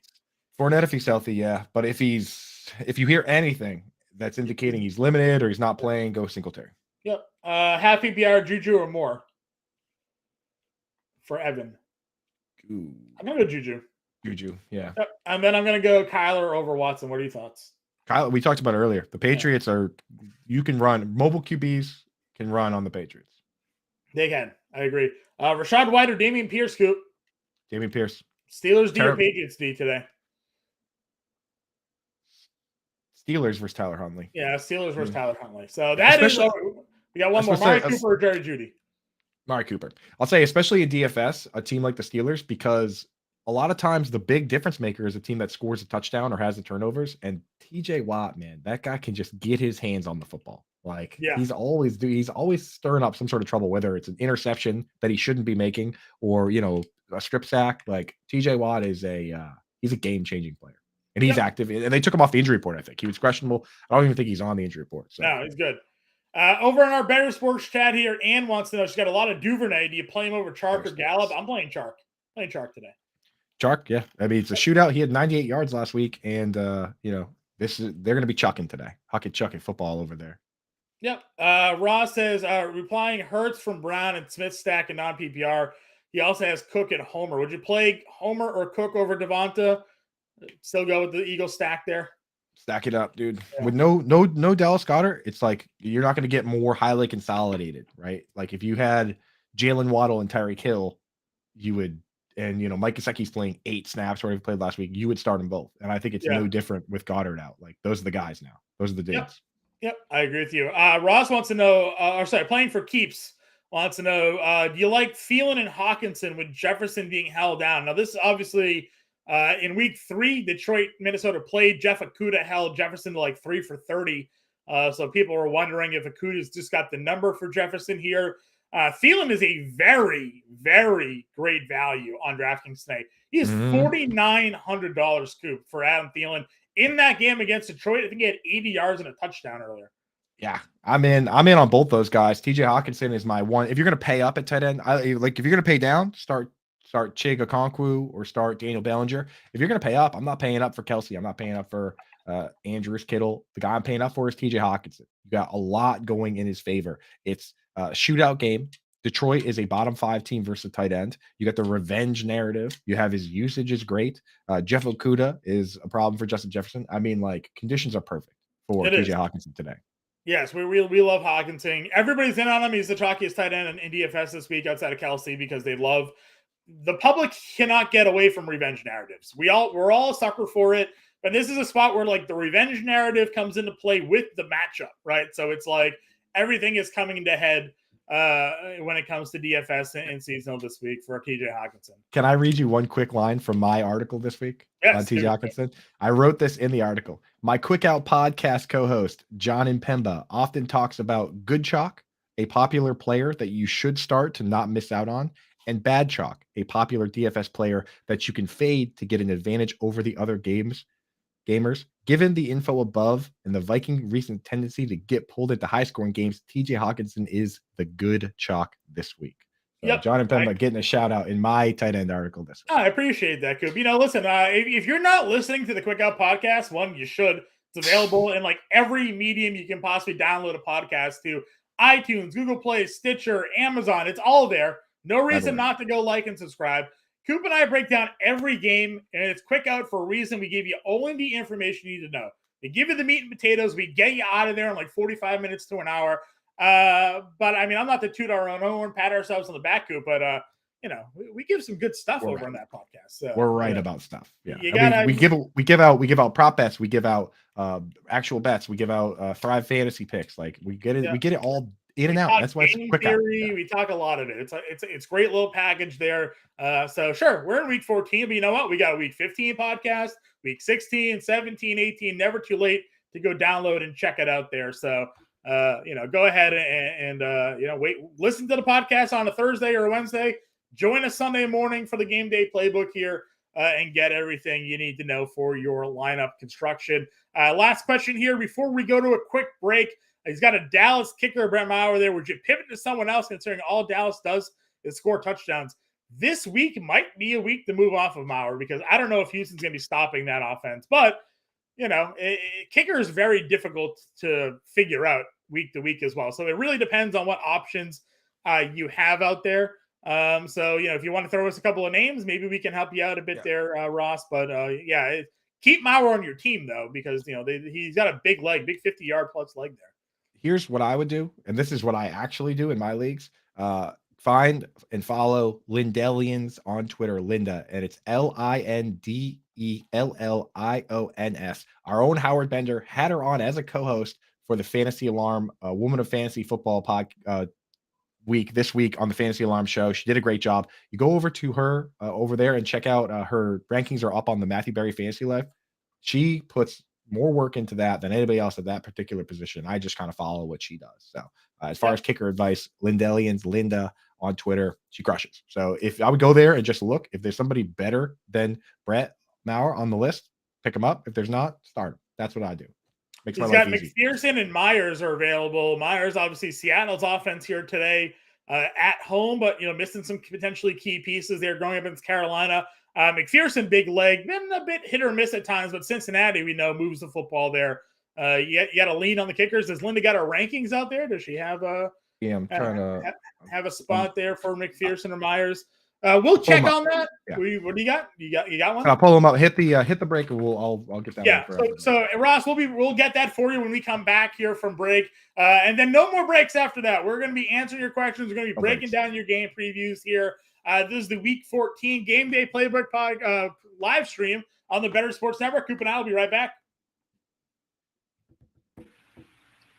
Green Screens Media back at it again with your BSN timeout, and today we're updating the futures market for college basketball. With me, as always, the captain of our ship at Green Screens Media, Mr. Mike Holland. Mike, want to start off with the North Carolina Tar Heels. This was the number one team in the country coming into the season, and they've gotten off to a bit of a slow start. They're sitting at 5-4 right now, but they've also seen some interesting line movement. Their line to win the ACC has moved from 140 at open all the way to 350 now.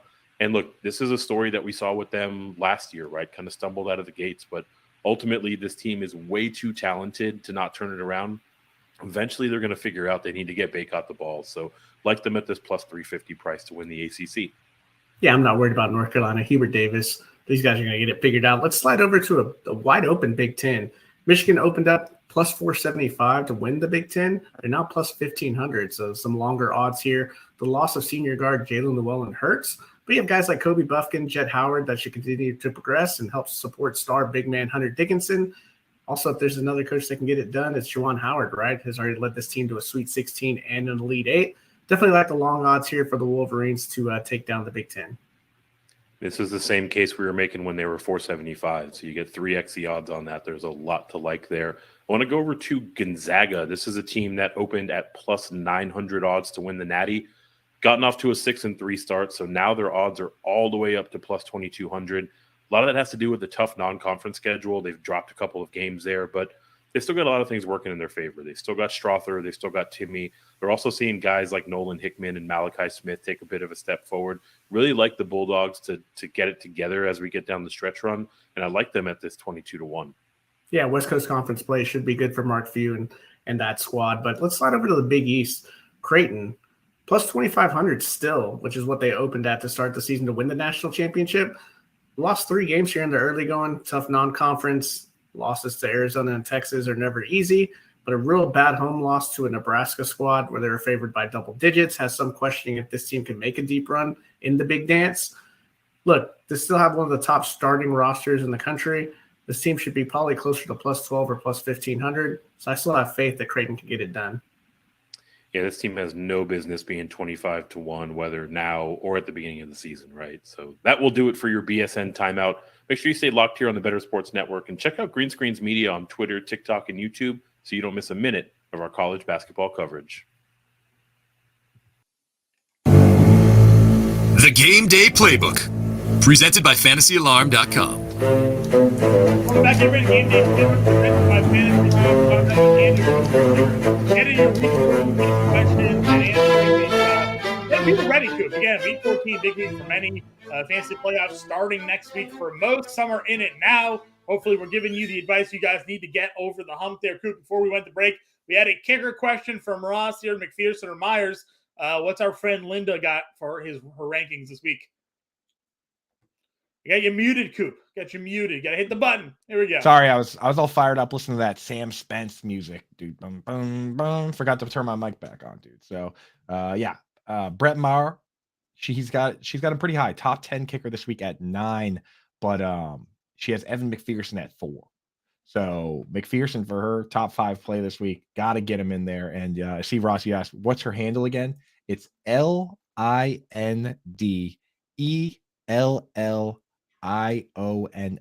Lindellians is what it is.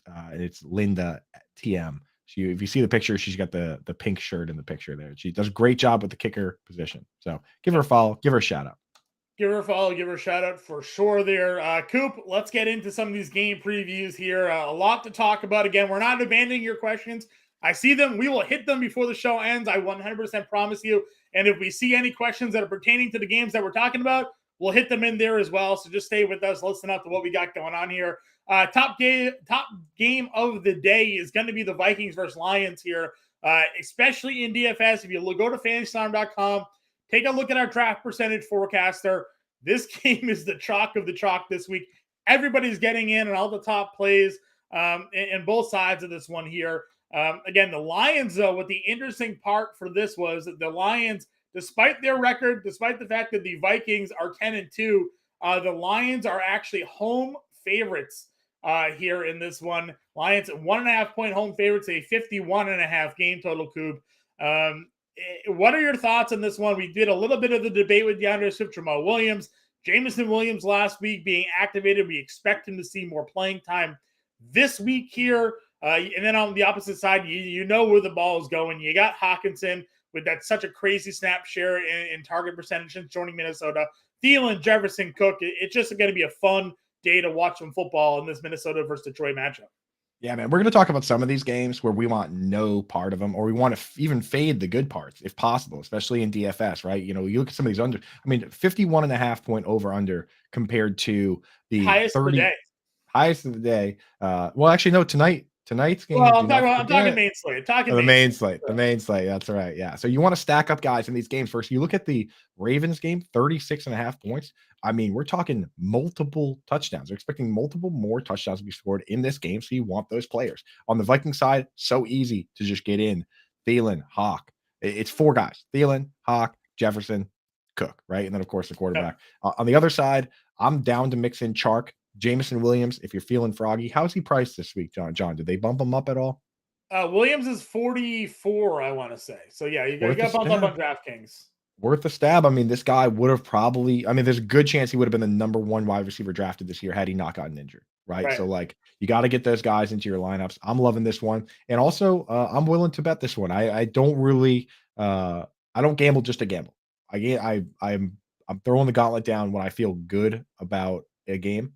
In this particular one, I don't think it's like the Vikings-Patriots game where it comes down to the wire because the Patriots have the exact right personnel to battle with this Vikings team. They have this team doesn't have a Kyle Duggar to cover TJ Hawkinson, right? Jeff Okudah and Jack Jones are about the same, but they don't have they don't have the same personnel. So I'm willing to bet on the Vikings, and the fact that they're dogs here, I'm just going to bet the money line. Who care? I don't care about that 1.5 point. You can come back and trash me on Twitter if the Vikings win by 1 or but like I'm taking the Vikings out right here. I'm willing to bet on this one. I like this one. Jets Bills here again. We have the Bills as a 10-point home favorite against the Jets. This was the matchup last year where Mike White's wheels fell off. He threw 4 picks. He didn't really look great for a lot of that game last week, but then obviously second half got a lot of garbage time yardage and nearly pulled off the comeback against Minnesota. Thoughts here on this spot? Do we continue to see Mike White, kind of lead this offense? He's been great for Garrett Wilson. Garrett Wilson has been putting up some big fantasy production because they're allowing White to throw more than they ever allowed Wilson to throw. Michael Carter back for the Jets this week. And then, of course, Buffalo. I guess the real story here is, does James Cook continue to see an increased snap share? Or was last week just sort of a one-off? Because you said you looked like Singletary maybe got banged up a little bit. Yeah, that's Michael Carter's the big wrench here. That if it was Donovan Knight, Bam Knight, just by himself catching passes from Mike White, it would be an easy smash start. But the Michael Carter situation kind of pours cold water on it, and you can't start Michael Carter because they said Donovan Knight's going to keep a role, right? But obviously Michael Carter's going to play. So for really from the Jets, I really just like Garrett Wilson. I'm getting him in my lineups. If I have to, I'm starting Corey Davis. Last week, people might look at Elijah Moore and be like, oh, he played 50 snaps. They ran 85. So he's really not playing close to a full snap share. Can't trust Tyler Conklin. You couldn't trust Tyler Conklin before. You definitely can't trust him facing Matt Milano and this Bills defense. So there's really only one player that I like off the Jets, Garrett Wilson. Sometimes it'd be like that. And then on the Bills side, John, it's the usual suspects, right?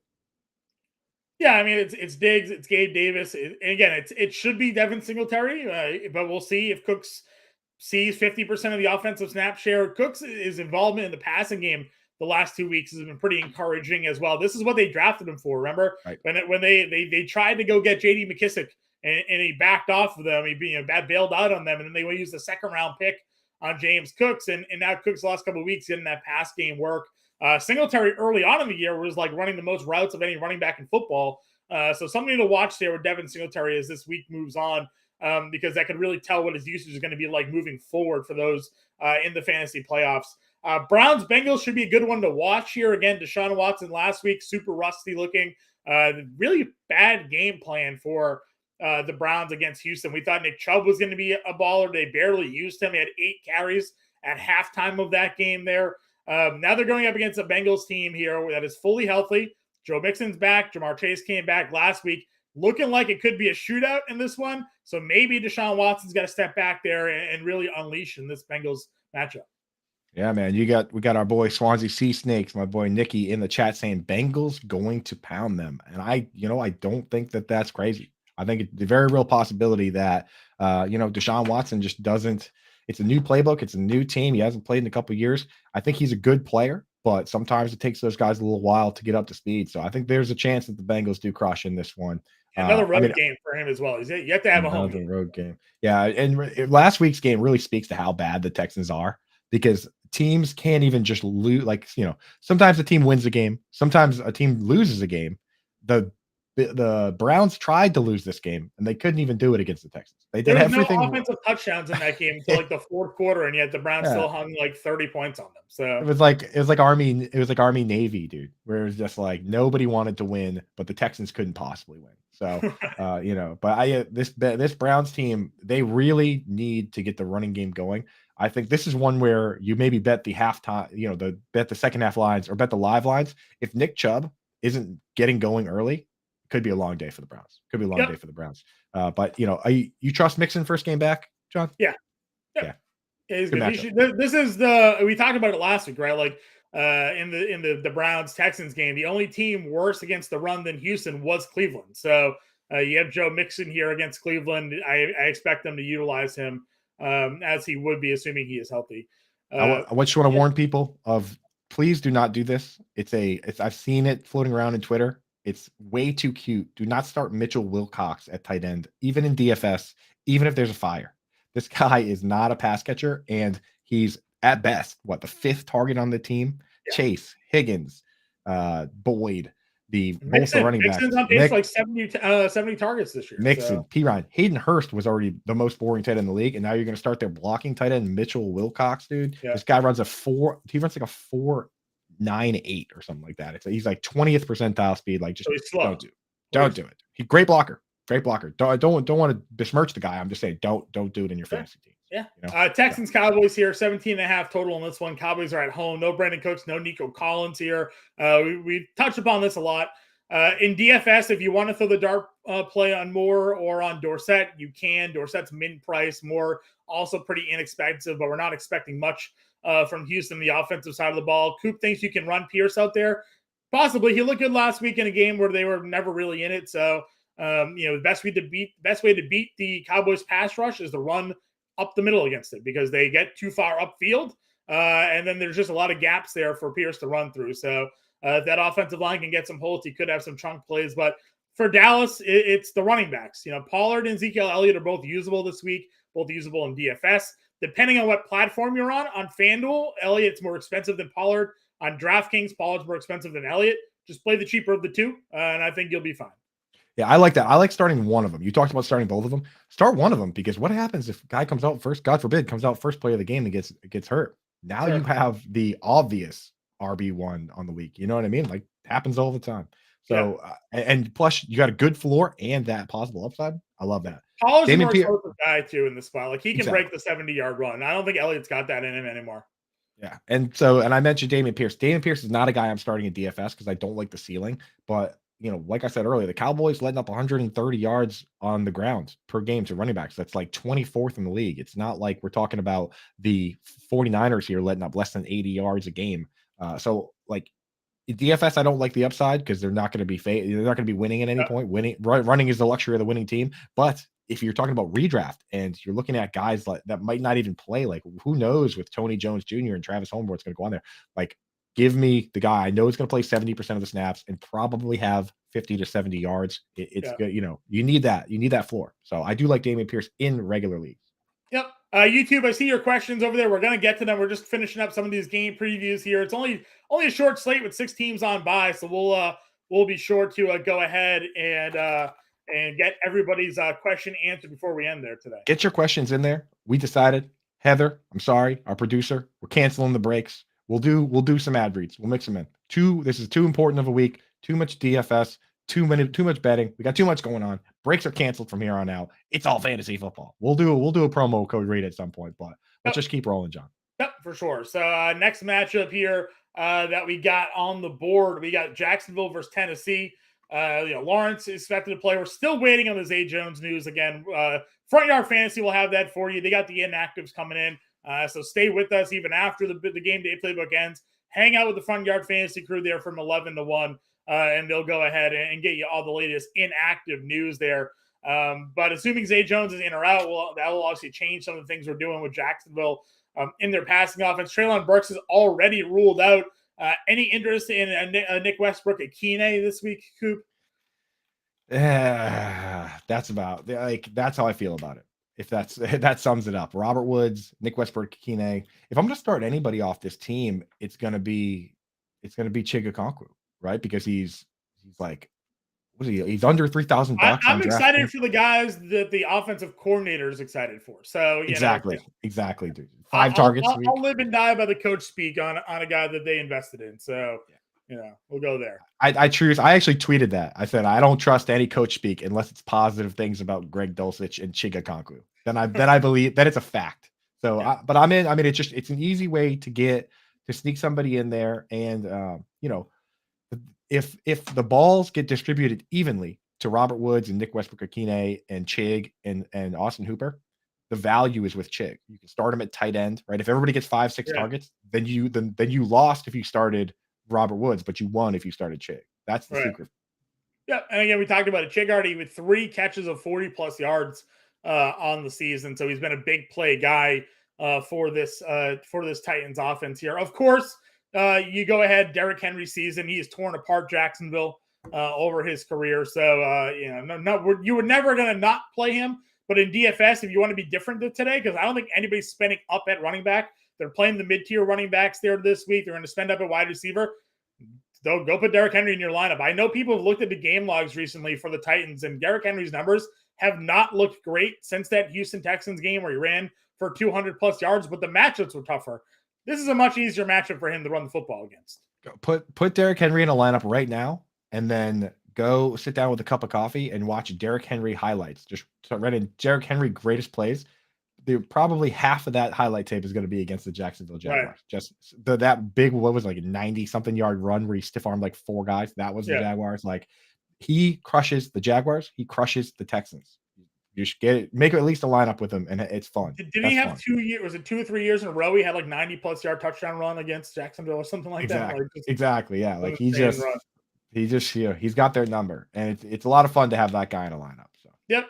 Swansea Seastakes, got a question in our Bettor Sports chat. We'll hit it quickly. A questionable Metcalf versus a healthy Darius Slayton. You're going to play Metcalf, though. Yeah. You can't play Slayton skins because he's going up against Darius Slay and James Bradbury, man. There's literally nowhere to hide. Like, no matter what side of the field he's on, he's in big trouble. They're just going to take him away. So he's a non-factor. And speaking of that game, we got Eagles and Giants here. This is the game where the Giants are at home, but they're getting 7 against the 11-1 Philadelphia Eagles. Thoughts on this spot? Anybody that you're shying away from? Obviously, we've talked a little bit about the Giants side of this game here. Saquon Barkley is a true 50-50, so Matt Breida could be your running back here today, which makes the Giants an even less appealing offense to want exposure to.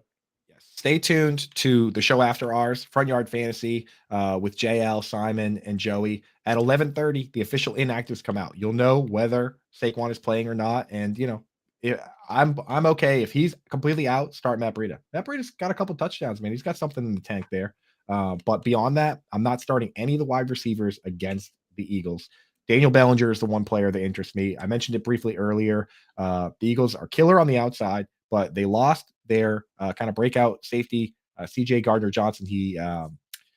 It's a kidney injury versus the Packers a couple weeks back. He's been out. And then Avonte Maddox, I haven't seen. Heather, if you could check that out, see if Avonte Maddox is playing. He's the slot corner. You might not even see a ton of Daniel Bellinger, but I think that if you can beat this Eagles defense anywhere, it's over the middle. So I do like Daniel Bellinger, but nobody else out of that lineup. Then on the Eagles side, you're not starting any of the tight ends. I guess you could do a dart throw on Quez Watkins, but beyond that, we know who the usual suspects are, right, John? Yeah, exactly. You know it's going to go A.J. Brown last week, big game. Devonta Smith's going to be the guy. Miles Sanders gets a lot of the carries. I know there's been a lot of people on Twitter this week I've seen talk about touchdown props for Gainwell and Boston Scott. You can't play them in seasonal. You just kind of see if they can hit the home run kind of play there. But that's where we're going today. You're going to go with your usual 2 wide receivers and Miles Sanders for the Eagles offense. Jalen Hurts obviously is a stud quarterback as well. What people don't realize about Boston Scott is that last year, Miles Sanders was getting the goal line work and Jalen Hurts was getting the goal line work. Boston Scott only did well when Miles Sanders rolled his ankle and Jalen Hurts rolled his ankle. That's when they brought in Jordan Howard and it was Gardner Minshew. That's where all the red zone carries came for Boston Scott. He's not really even getting that this year. So I'm out. I'm out on Gainwell, Scott. Too cute, man. Start Miles Sanders. I agree. We have the Ravens versus Steelers here. Again, no Lamar Jackson, Tyler Huntley in at quarterback. J.K. Dobbins is activated from the IR today, which really just makes that running back situation a big puddle of mud, trying to figure out which one's going to do what for Baltimore here. We like Pickens in this matchup. We've been talking a lot about it. Last week, he made some comments about not getting the targets. We're big subscribers to the squeaky wheel gets the grease mentality there, narrative. So we'll see if all of a sudden Pickens starts throwing to Pickens early in this game to get him going. You can throw on the Baltimore defense. We've seen that all season long. So we're a big fan of what could be a big day for George Pickens. Yeah, and Deontay Johnson had some wise words. I mean, Tomlin had some great words of encouragement for him. He said, I love that attitude. We got to figure out how to say that in a more professional way because Pickens kind of really did go full diva mode there. And then Deontay Johnson came out and said, you know what? He goes, I've been there before. And I'll tell you that when you start thinking about how you're not getting the ball and you start thinking about the last play, then what happens is you're not ready for the next play. So then when the ball does come your way, you're not locked in, you're not dialed in. He goes, that's what I would tell George Pickens, because I've been there. You were sitting there thinking about not getting the ball, and then you do get the ball, you drop it. Yeah. I think that every word of encouragement has said, hey, you know what? You're a good player. We believe in you, and the ball is going to come your way. So I think we are going to get a bit of a squeaky wheel gets the grease, or as Scott Fish likes to say, what was it? The squeaky mouse gets the cheese game here. That one also works. Just going back to your Avante Maddox question, he was activated off the IR and he will play in week 14. So Avante Maddox will play. Okay. I mean, it's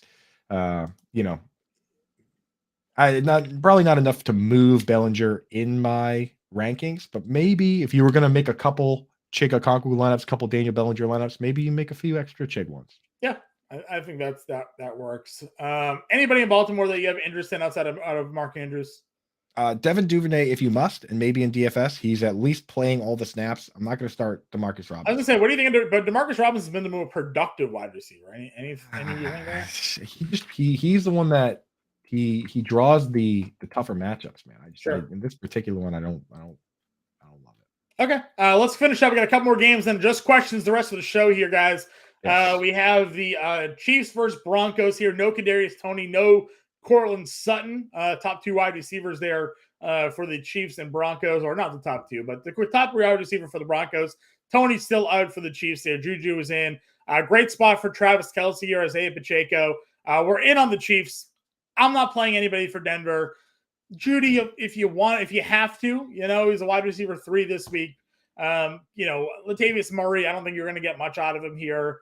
Mike Boone, maybe for PPR work because if he's out there, but he didn't play enough. He didn't play enough last week. He played. It was his return game, but yes, I agree with you. Didn't play. Yeah, played like 12 snaps. Yeah, it's like Latavius Murray. It's literally we're talking. If you're looking at 2 guys and it's Latavius Murray who at least plays a good chunk of snaps, or it's Gus Edwards who played like 24, then yeah, go Latavius Murray. But you're talking about like anybody you can start that plays a full snap share and has a better narrative, like a Dameon Pierce, Jeff Wilson.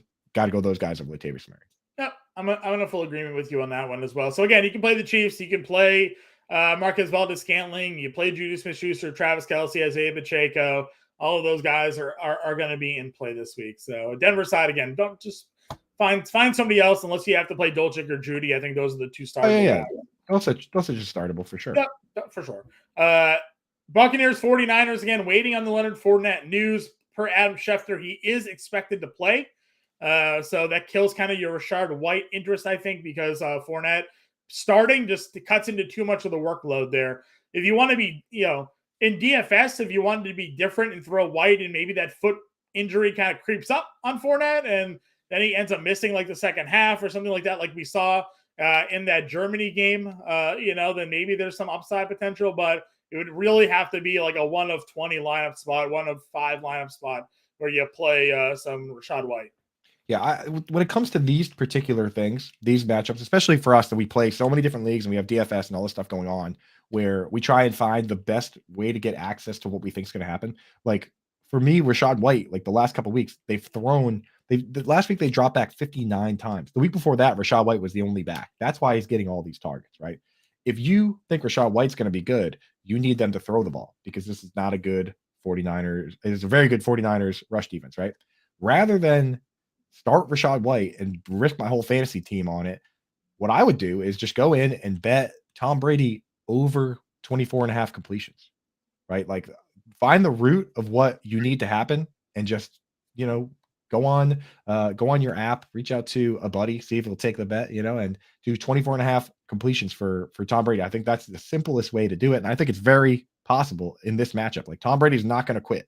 Maybe he will throw a ton if he has to, but like if you think that's what happens, just bet on that part of it. It's the simplest way to get access to that, Yep, I agree with you. On the 49ers side of things, thoughts on Brock Purdy and this offense now? Yeah, Brock Purdy in Superflex if you must. But John, are you starting Brock Purdy over like Ryan Tannehill?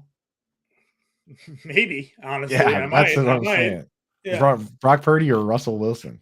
So I think there's a world where Purdy for sure over Russell Wilson. Right. I think there's a world where you do consider Brock Purdy, especially in Superflex or 2 QB with all these bye weeks, right?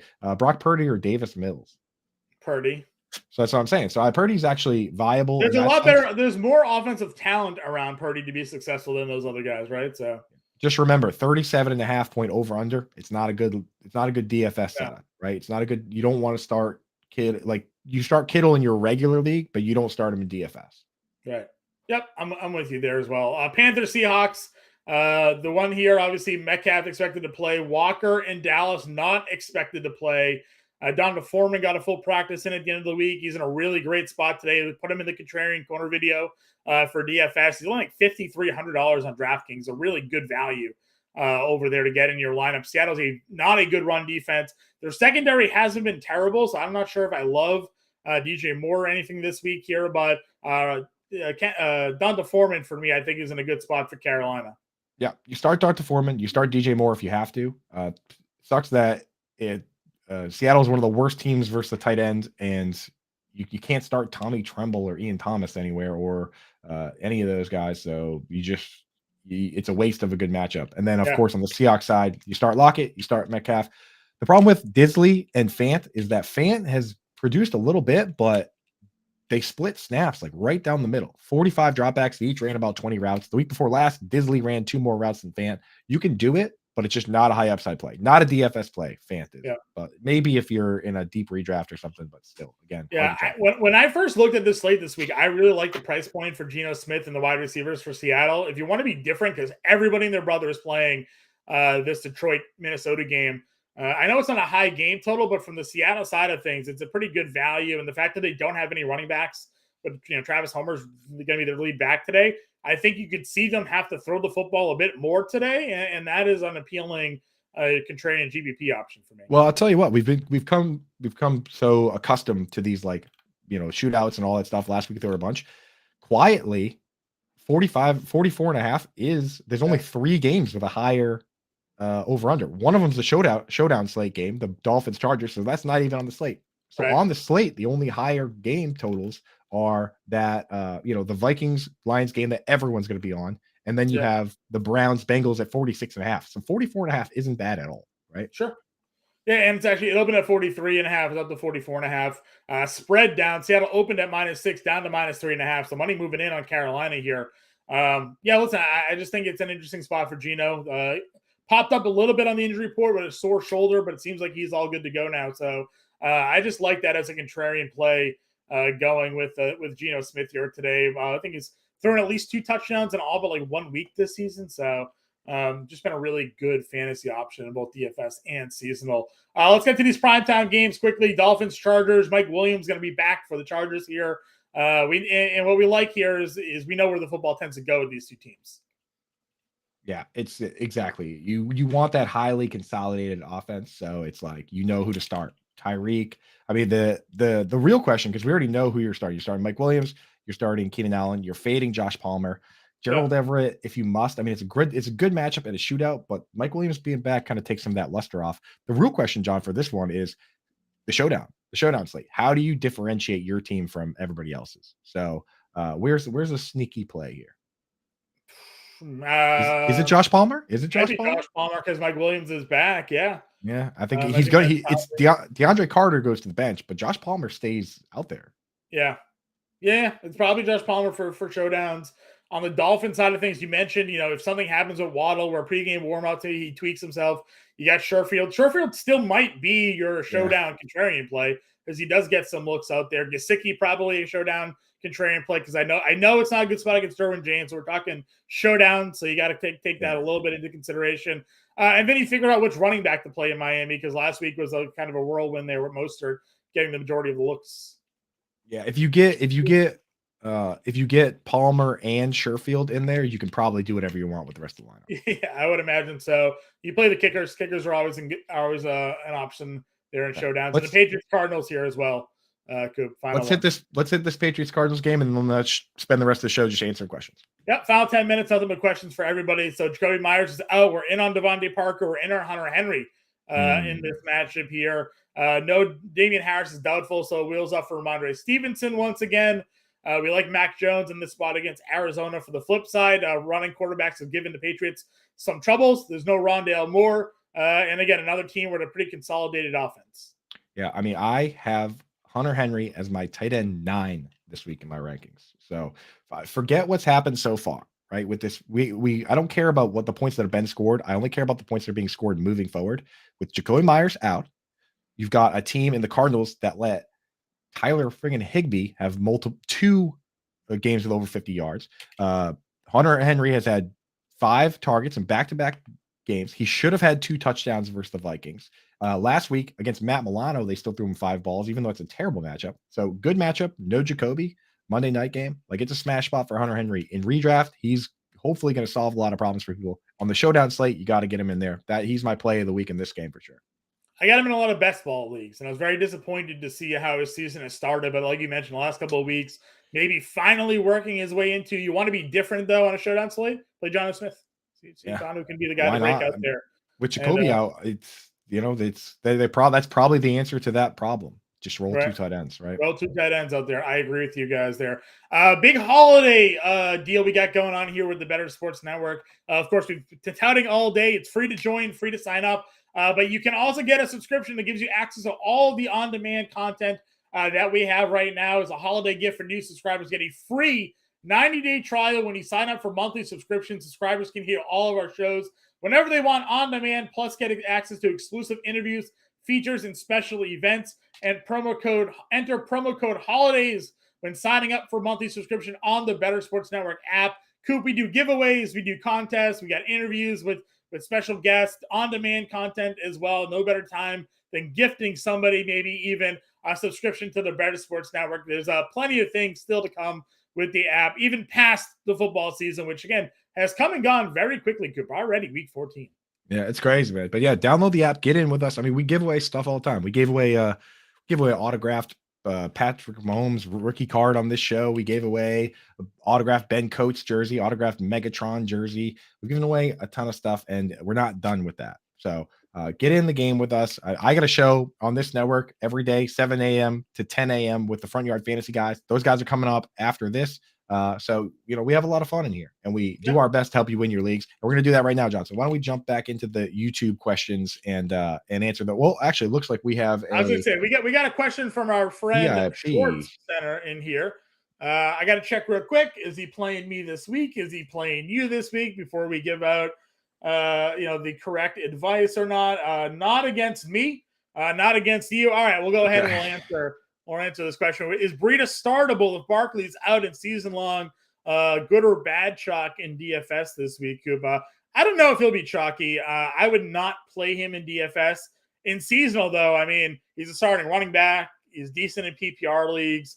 You probably have to play him if Barkley's out, if that's your only other option, depending, of course, who's on your bench. So, if you remember earlier this year in a game, Barkley tweaked he jammed his shoulder. And, for one drive, Matt Breida came in, scored a touchdown, right? So I've seen it. I've seen it with my own 2 eyes. So Matt Breida, he's a reasonable play. But like John said, it's not the right matchup. Like if they were going against the Texans and it was Matt Breida, then we'd be like, okay, that's a good chalk. You got to get him in there. This isn't quite against the Eagles, right? This is not a got to get him in there situation for Matt Breida.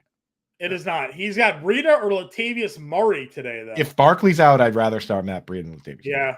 I agree with you. I'm going to go Breida over Latavius Murray. Just low upside for Latavius there. So, and just a reminder, Schwartz's question went before everybody else because he's in the VIP section. He downloaded the Bettor Sports app, Bettor. He's helping us. We're helping him. We, of course, love all you guys. We're going to answer all the questions. It's just that's kind of our one thing is if you help us out, download the app, give us a good review, you get a little bit of special treatment. You get to hang out with the gang over there. But let's get over YouTube, answer those questions. Yep, good. We got about 5 minutes to go here. Let's get the rest of these YouTube questions answered.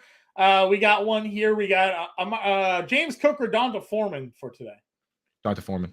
Yeah, Donta Foreman for me there as well. Should I trade Jacoby Myers and Mostert for Pickens? Absolutely. Jacoby's not playing this week, and who knows how long he'll be out.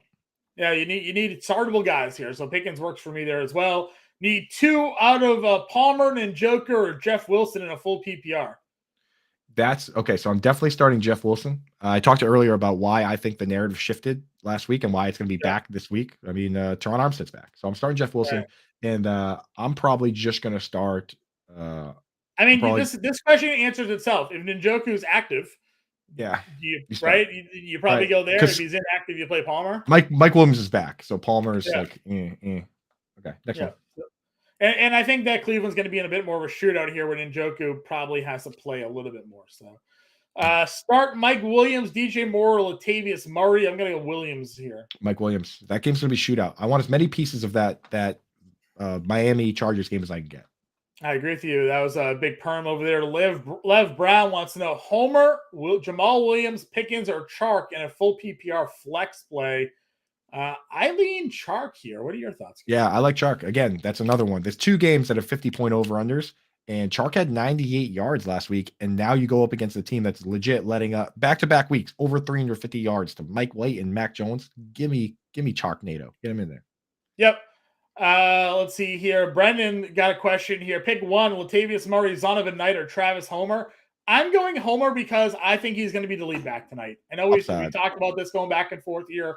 Michael Carter being back worries me for Zonovan Knight. Just in a bad game script for him to get the carry usage unless the Jets are competitive here. And then with Latavius, he's the only back, but again, he got 15 carries, like 40 yards last week. That's just not going to do it for you. Stinks. Upside. Start Homer. Yeah, Travis Homer for me is the guy that I'm going there. Another Travis Homer question, but Rachaad White in a standard league, Coop. Especially Travis Homer, because Rachaad White, he's going up against a team that's letting up under 80 yards a game rushing, and the over-under is 36.5. The only thing you have going for you is maybe Rachaad White catching some passes. And in standard, that doesn't give you much. So give me Homer. Yep. We got Kevin Hawley in our Bettor Sports chat here, the VIP zone. Pick one, Zay Jones, DPJ, Chark, or P. Ryan. I'm going to go Chark. I think I just like Chark outright. It would be close between Chark and Zay Jones if Zay Jones wasn't banged up, but he's hurt. Unless Jameson Williams out of nowhere plays like 70% of snaps today, you're going to want Chark in the slot again. Exactly. Yeah. And for anybody out there, Zay Jones, we are not really getting any updates. Stay tuned after this show, the Front Yard Fantasy Show at 11:30. The official inactives, they have to be submitted by teams at 11:30. We'll know if Zay Jones is playing or not at 11:30. Yep. Sears wants to know DJ Moore or Mike Evans today. It's got to be Mike Evans for me. DJ Moore. Two more minutes here, guys. Again, stick with us here. Our Front Yard Fantasy Show coming up. Let's rapid fire through these. Wesley wants to know, needs 2 in a flex, full PPR. Zonovan Knight, Chuba Hubbard, James Cook, Amari Cooper, George Pickens, and Palmer. I'm not playing any of those running backs. So Amari Cooper and Pickens for me. Amari Cooper and Pickens. Yep, for sure. Yep. Deshiel wants to know Juju or Latavius. I'm going Juju. Yep. Legacy, Kirk or Goff today. I'm going Goff. Yep. He also wants to know ATN, Swift, or Evans. Pick one. I like Swift. I like ETN. Give me ETN. Right, that's what I like. We're split. I think both are fine. Yeah. Again, I think they're in both in good spots here today. Yeah. Seahawks zone, Hawkinson or Fant. This one's easy. I have Hawkinson tight end 2. I have Fant tight end 22 in my rankings. Yeah, I don't even know how you look at those two and have a question on it. Because these are the Seahawks zone, I guess. Yeah, Seahawks zone. There you go. Big Noah fan guy. Eddie Phillips, Flexful PPR, Homer Pacheco, Najee Harris here. I like Pacheco. Good game script for him. Pacheco. Brady or Watson today? I like Watson. Yeah, agreed. Go upside. James Cook or Pickens? Pickens. Yeah, Pickens for me. Devonta Smith. I don't know what we got. Morning man, sure thing. Devonta Smith at 1,300 roll. Oh, DK. Devonta Smith or DK Metcalf. I'm going Metcalf. Metcalf, yeah. Yep. Metcalf for me. Jeff Wilson, Rachaad White, Travis Homer. Jeff Wilson. Hollywood Brown or Zonovan Knight? Hollywood. He plays every snap. Yep. Jamal Williams or Rachaad White? Jamal Williams. Get that touchdown. Let's see. Wilson on the bench. Derpy. No. I ran out of questions here. Derpy, I'm sorry. You got a strong. Ramondre, last question there. The Joker. Start Ramondre Stevenson and Jeff Wilson. All right, guys. Stick with us. Good luck, everybody.